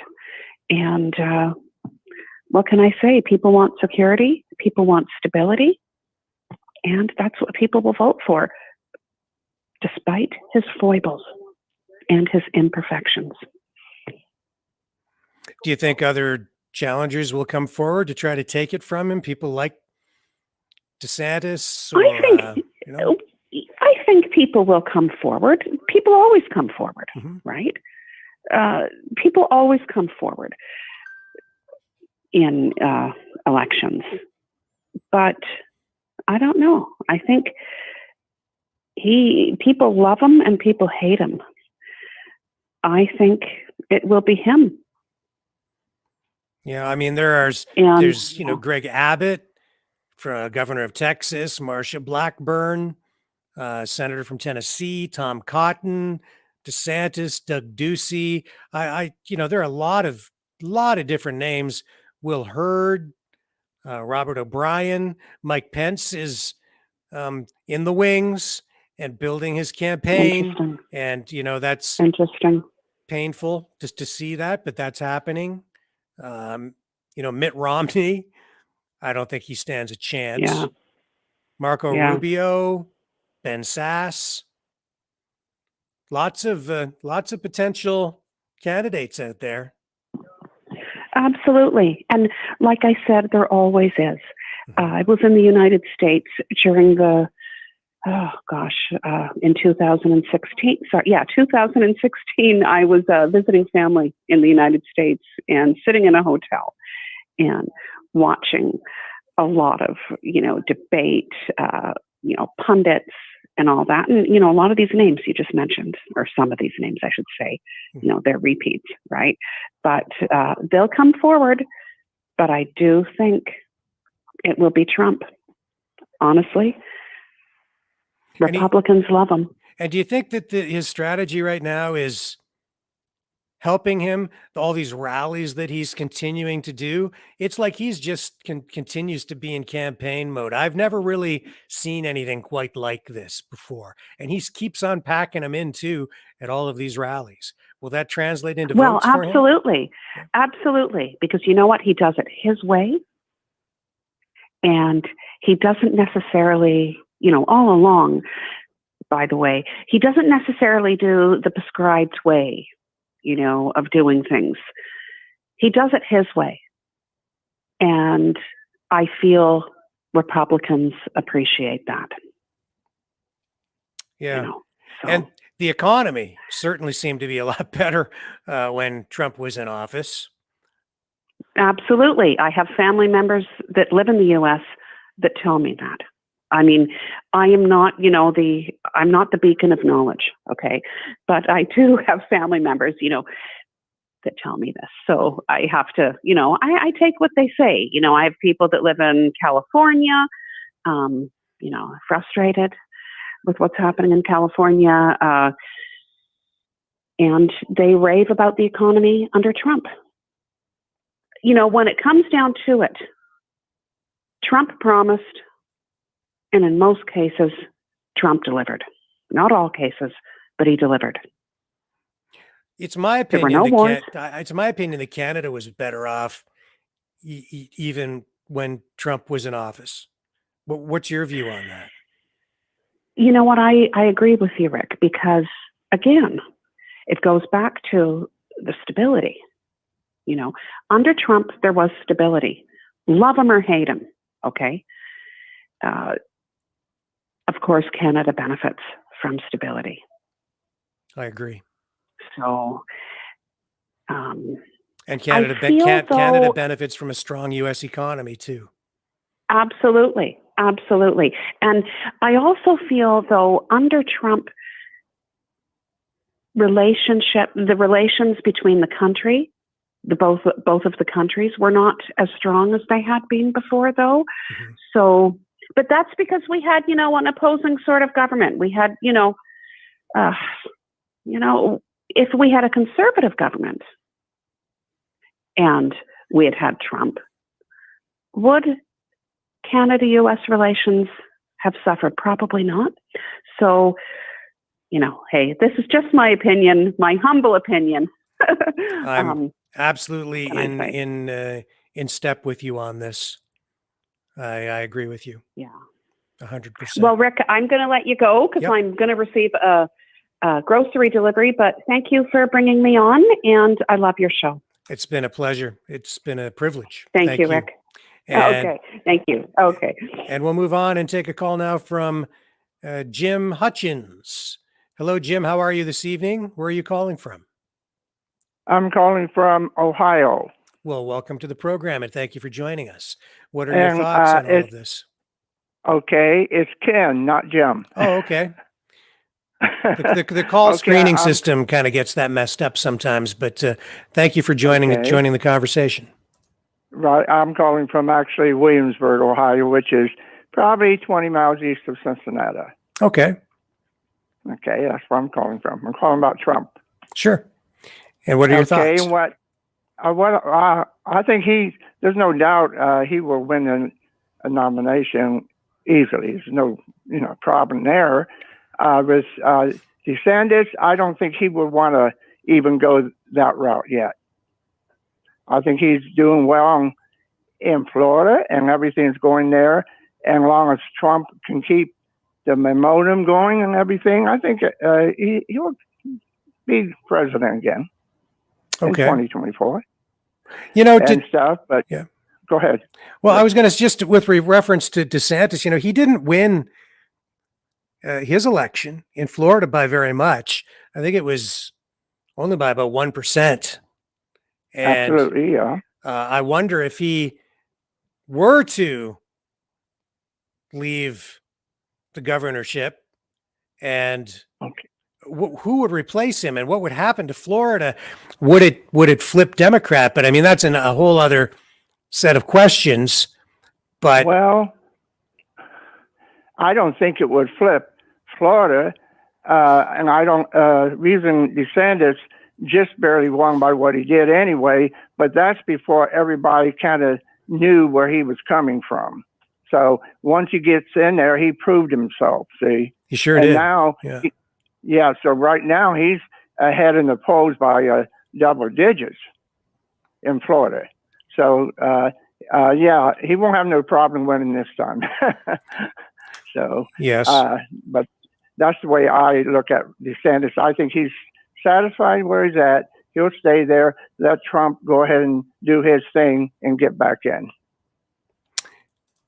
And as for the people that you named off from the different states that you thought may, bring up when you're talking to the other lady, none of them people, I don't think, would even come close to challenging Trump. Okay. Especially Mitt Romney. Well, we can kiss that one goodbye. Yes. Yeah, absolutely. But anyway, Rick, yeah, I think Trump has proven it over and over, just like you said earlier, Rick, by the people that comes to his rallies. It has not slowed down. In fact, sometimes it seems like it's more than it was before.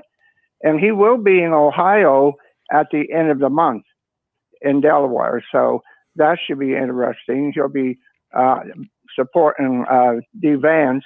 He's running for Senate to replace Rob Portman, which was a rhino also. Mm-hmm.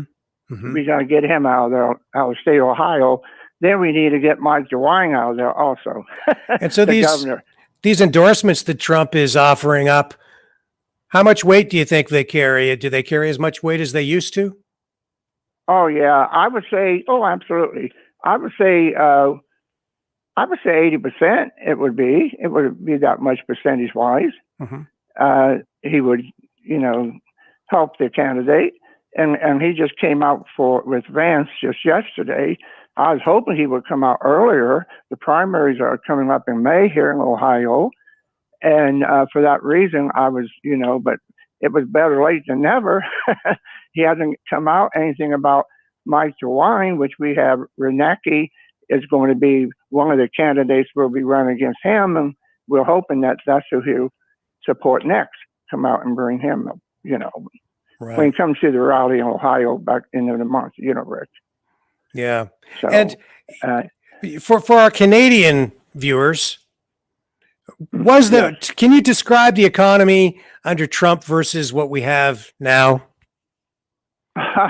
on the U.S. side? Well, okay, I would say hot to cold. That much difference. Percentage wise, whatever you could say, I would say with Trump, the economy was 99% better. If I put it bluntly. Yeah. That's how, I mean, jokingly in some ways I'm saying this, but how good everything was when he was president compared to now. That's the difference. Yes. Yeah. It speaks for itself. So what are you looking at? What are you looking at when you go to the grocery store and prices and inflation? Oh, what man. are you experiencing? Just give me some examples of price increases that you've noticed. Okay, I noticed. I go to the Kroger's in my area, and I always buy the Healthy Choice meals. Okay. Yep. The ones I used to buy used to be $2.99. Okay, they're up to now $3.79. They went up 80% in the last 2 weeks. Wow. 80% on that kind of thing. Just a Healthy Choice meal that I usually buy. That's the ones I usually buy when I buy TV dinners. 80%, 80 cents it went up. Wow. Yeah, I was shocked. Bread has gone up, not really a lot because I buy the Kroger brand, but the bread has gone up like about 35 cents a loaf. And if you buy the other brands, they're even up higher. But I stick with the Kroger brands because they're cheaper. Because I'll soon be 79 years old. I'm a senior citizen, so I make sure I watch everything I buy. Right. And that kind of thing, Rick. But for that reason, everything. Milk has gone up to 3 something a gallon. It used to be $2.69. Yeah. 3 something a gallon. Well, at least the gas has come back down a little bit in the area I lived. It was up to $4.09, and now it's back down at the BP station where I get my gas. It's $3.79. So that's good. Still That's expensive pretty good. though. That's a lot of money for gasoline. Yeah, but compared to what it was, it's dropping like 20 some whatever it is. It doesn't affect me so much because I don't work. But people that have to drive to work, of course, it affects them really bad, Rick. Yes. And what was gasoline priced at when Trump was in office? About $1.70? When he left office, at one time it got down to $1.99. Okay. And I think when he left, it was like maybe $2.12 in the area I live, around $2.12. Mm-hmm. It's now, like you said, it's twice as much, just about, but it was about $2.12, and it stayed that way. It stayed. In fact, when he got in, eventually, when we kind of didn't have to depend upon everyone else for gas or any kind of energy, it started going down pretty rapidly, I should say, and stuff. And it stayed that way all the way while he was in the office. And when Biden blames this inflation on Putin and the war in Ukraine, that's a bunch of crap. Yeah, that's a bunch of crap. Yeah. It was going that way before Russia even invaded. I get so sick of hearing Russia crap and everything like that. And it's all this Democrat and some of these rhino Republicans, they get me sick also, like Mitch McConnell or Mitt Romney and those like that. Anyway, just when President Trump was in office and everything, with all this stuff going with Hunter Biden and him, Joe Biden and everything, everybody hated Ukraine because it was corrupt. Even the Republicans hated Yes. Ukraine at that time. That's and right. now all of a sudden they decided, we're going to have to send some people over there. We have to send weapons and all this nonsense.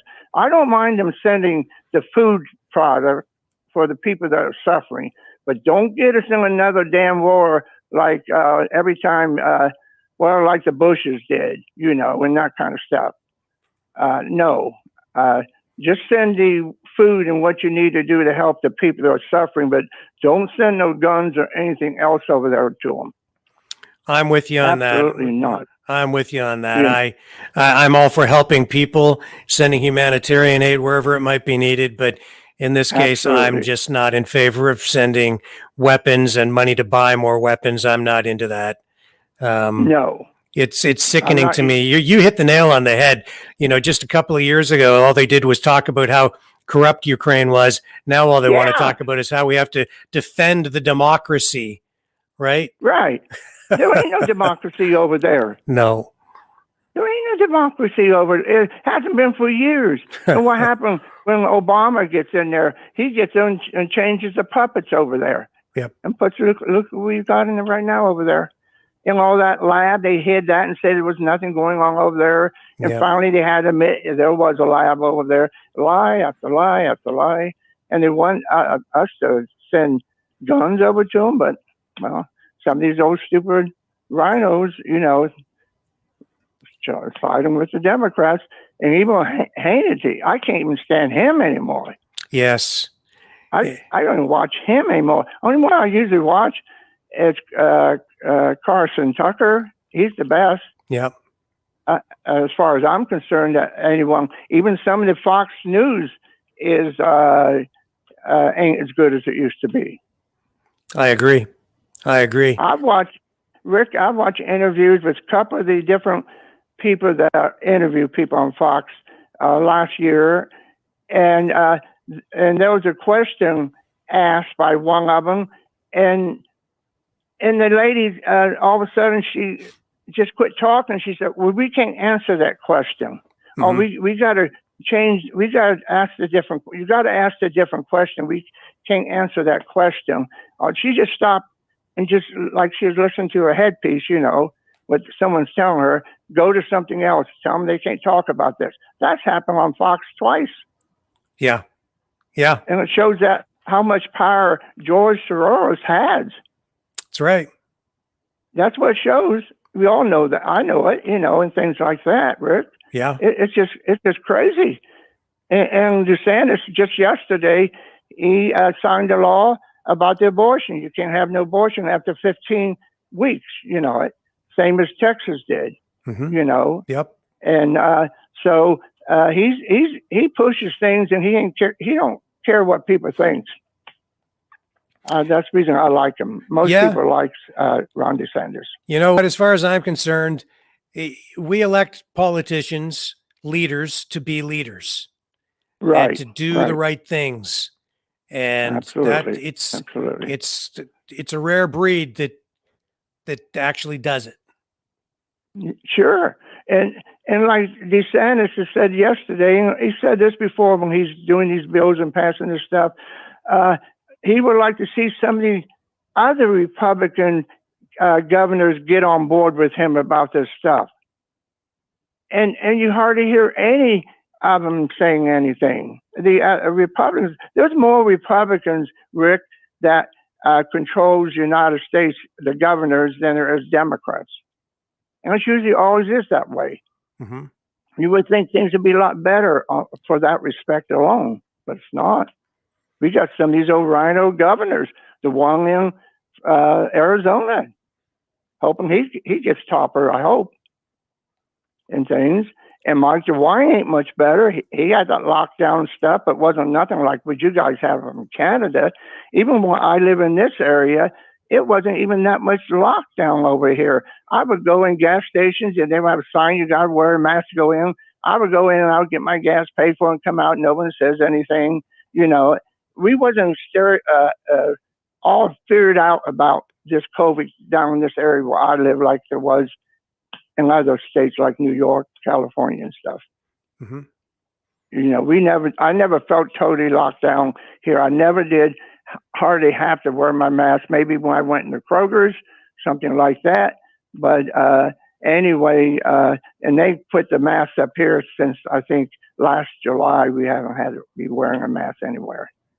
Well, I can tell you here in Canada, I know a lot of people who have either already left Canada or are preparing to leave Canada because of the level of government overreach, the control that's being exerted upon the people, the oppression here. Absolutely. I don't know.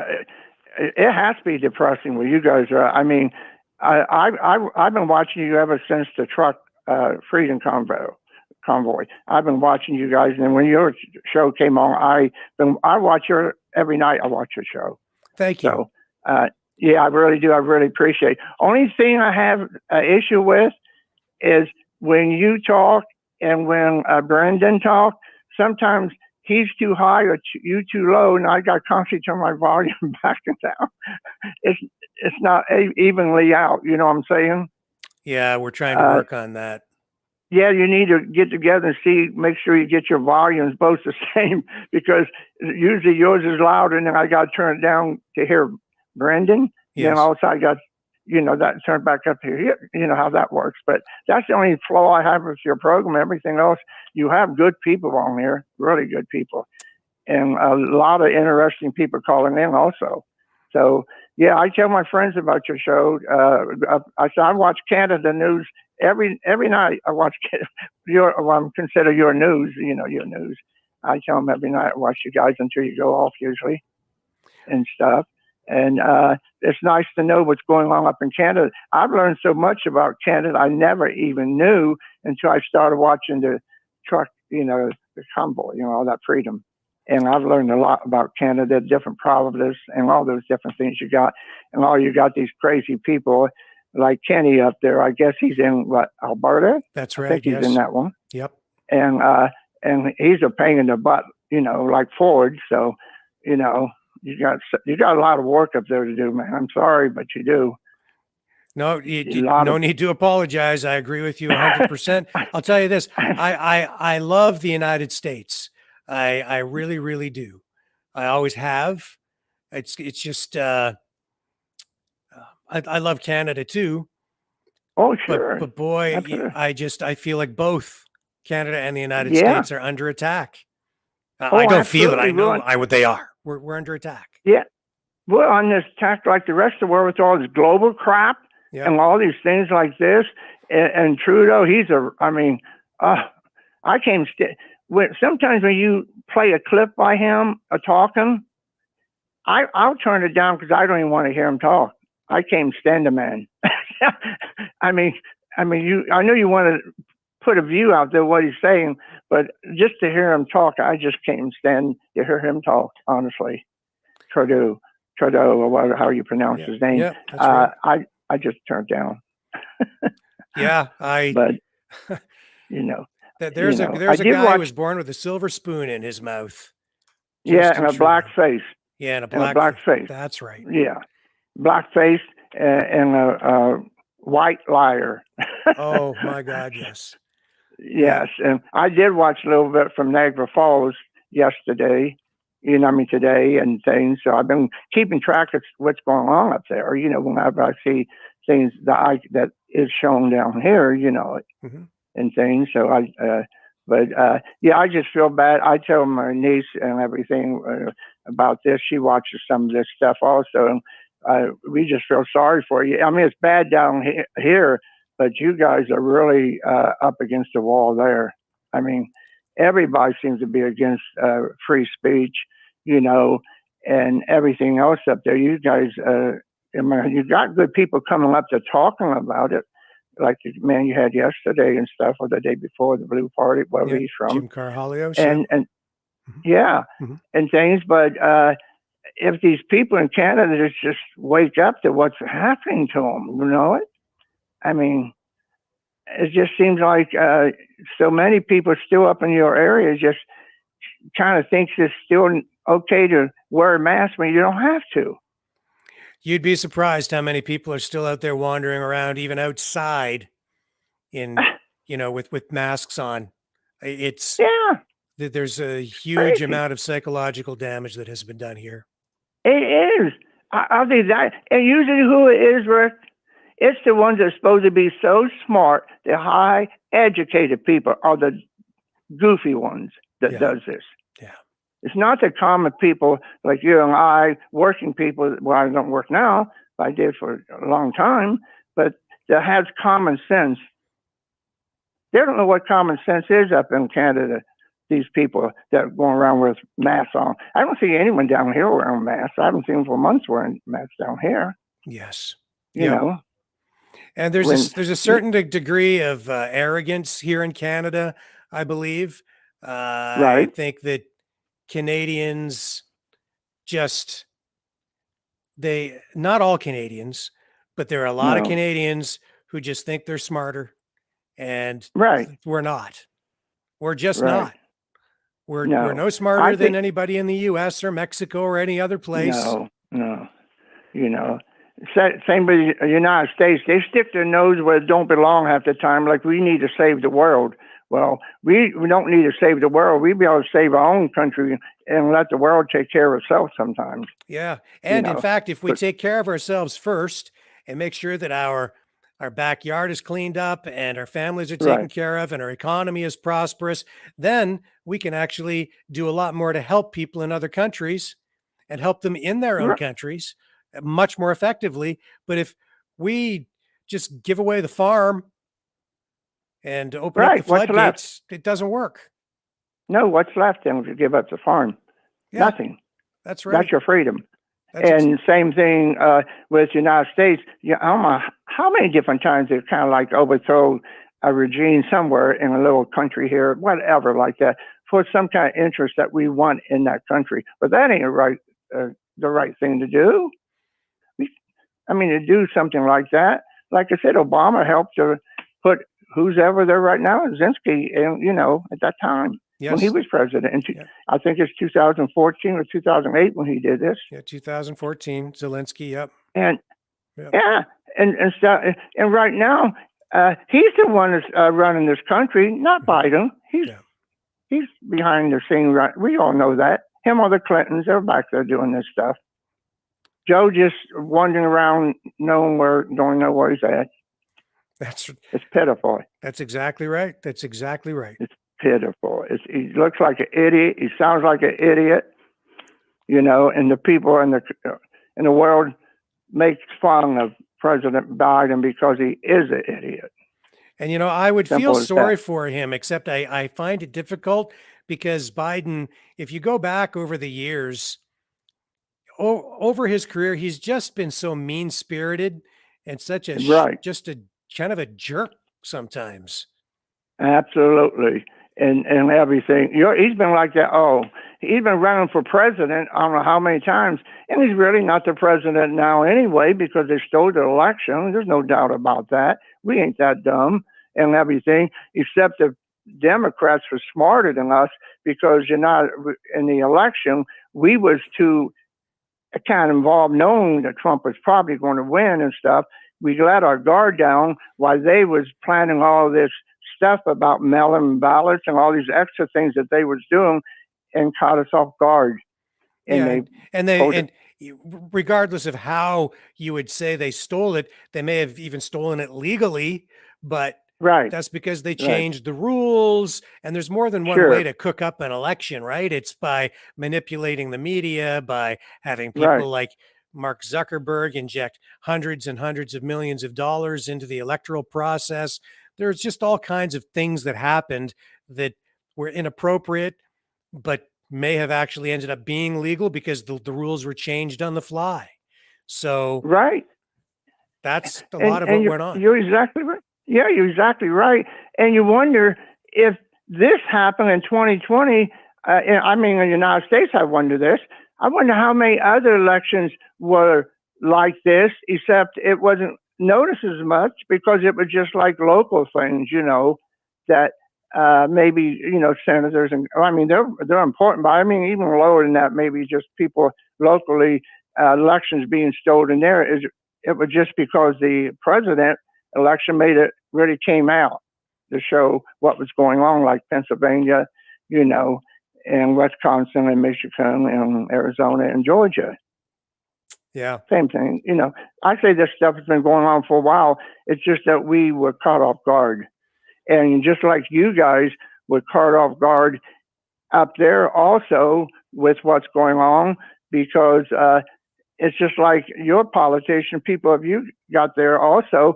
They slack back also and let Trudeau go by and do what he wants to do.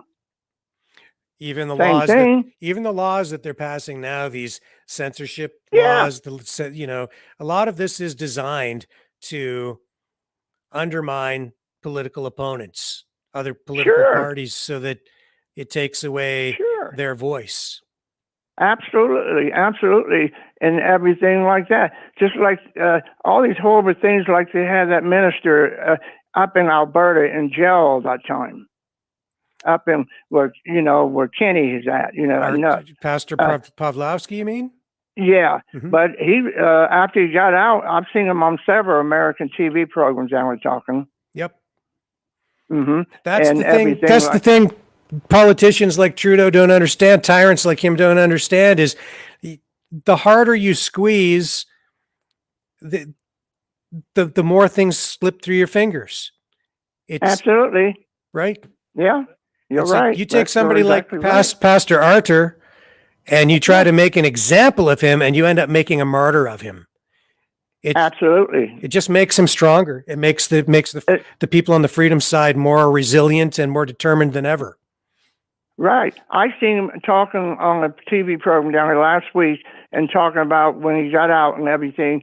He said when he was in prison there, the guards offer these other prisoners that was in prison with him, they would give them some kind of privilege or something if they would beat him up while he was in prison. Yeah. and he was in solitary confinement for most of his time in there. The first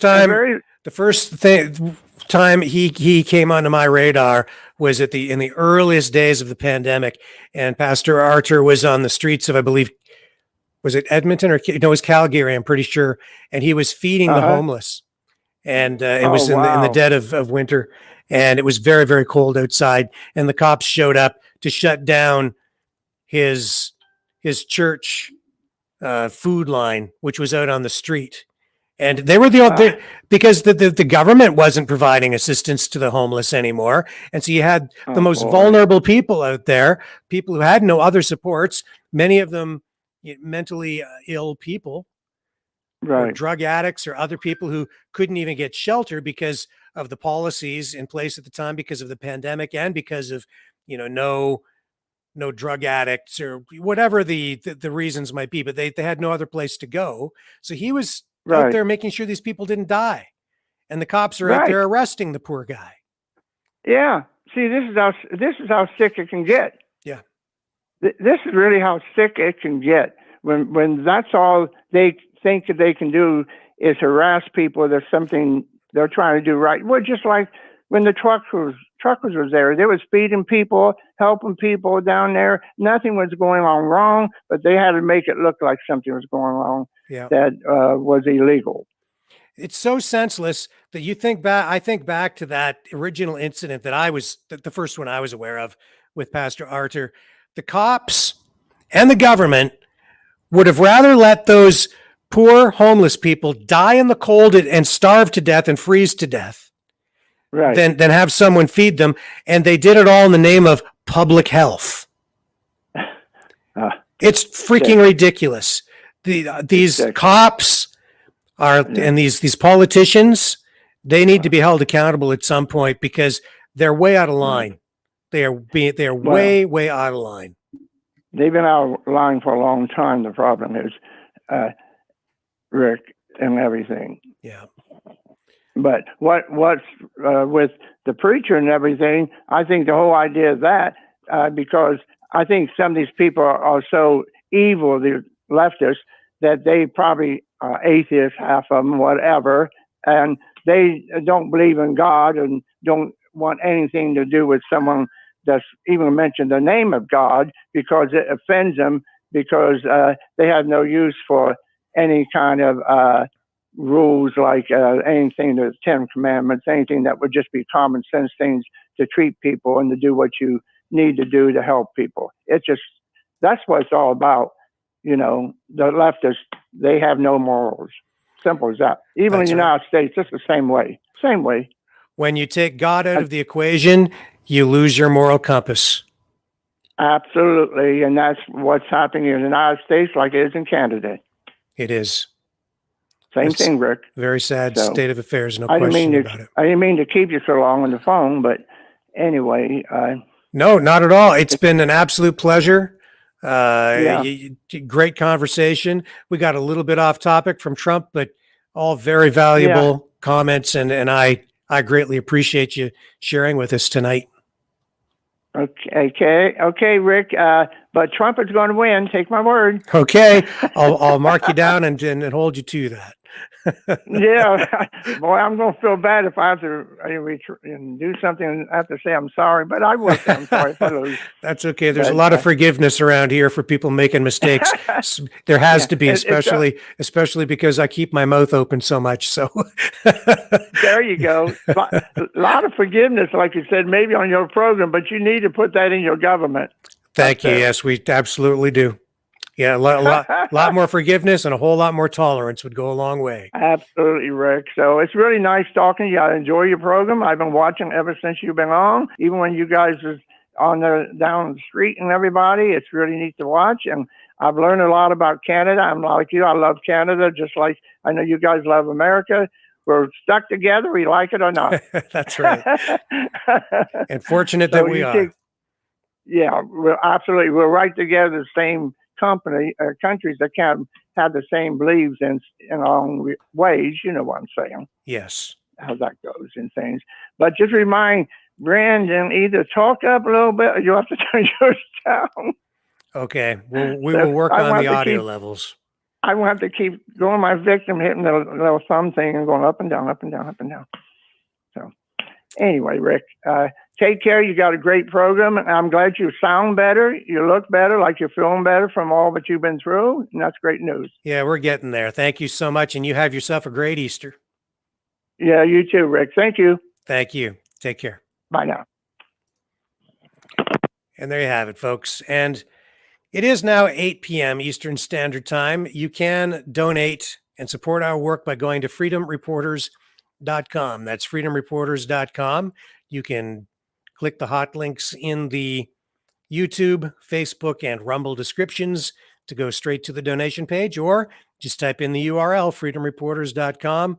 And we certainly do need your assistance, your support, as we continue to build out our website and expand onto other platforms to get our message out. There are costs associated with building out onto these other platforms because, unlike YouTube, some of these other platforms, there are direct costs associated with being on there, whether it's Gab or even Rumble.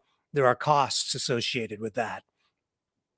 And there's prep time. There's just all the different expenses connected with putting these broadcasts together every single night. Now, it is the Easter weekend. It is 8 p.m. We have been on for 2 hours. I am flying solo tonight. And with that being said, we are going to call it a night. We're going to wrap things up a little earlier than we normally would. It's a 2-hour broadcast tonight instead of a full 3.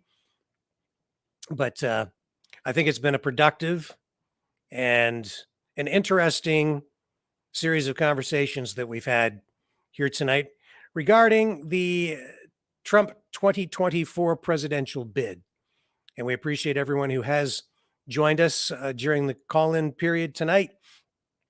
We will be back tomorrow night, same time, same station, 6 p.m. Eastern Standard Time, with more from the Freedom Reporters, the Rick Walker Show, the Brendan Kennedy Show, here on the Maverick News Channel. And to all of our Maverick family, thank you so much for joining us here tonight.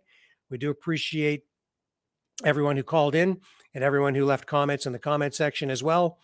And to everyone, have a great Easter Sunday tomorrow, and we will catch you all back here on the next broadcast. Thanks again. Catch you on the flip side.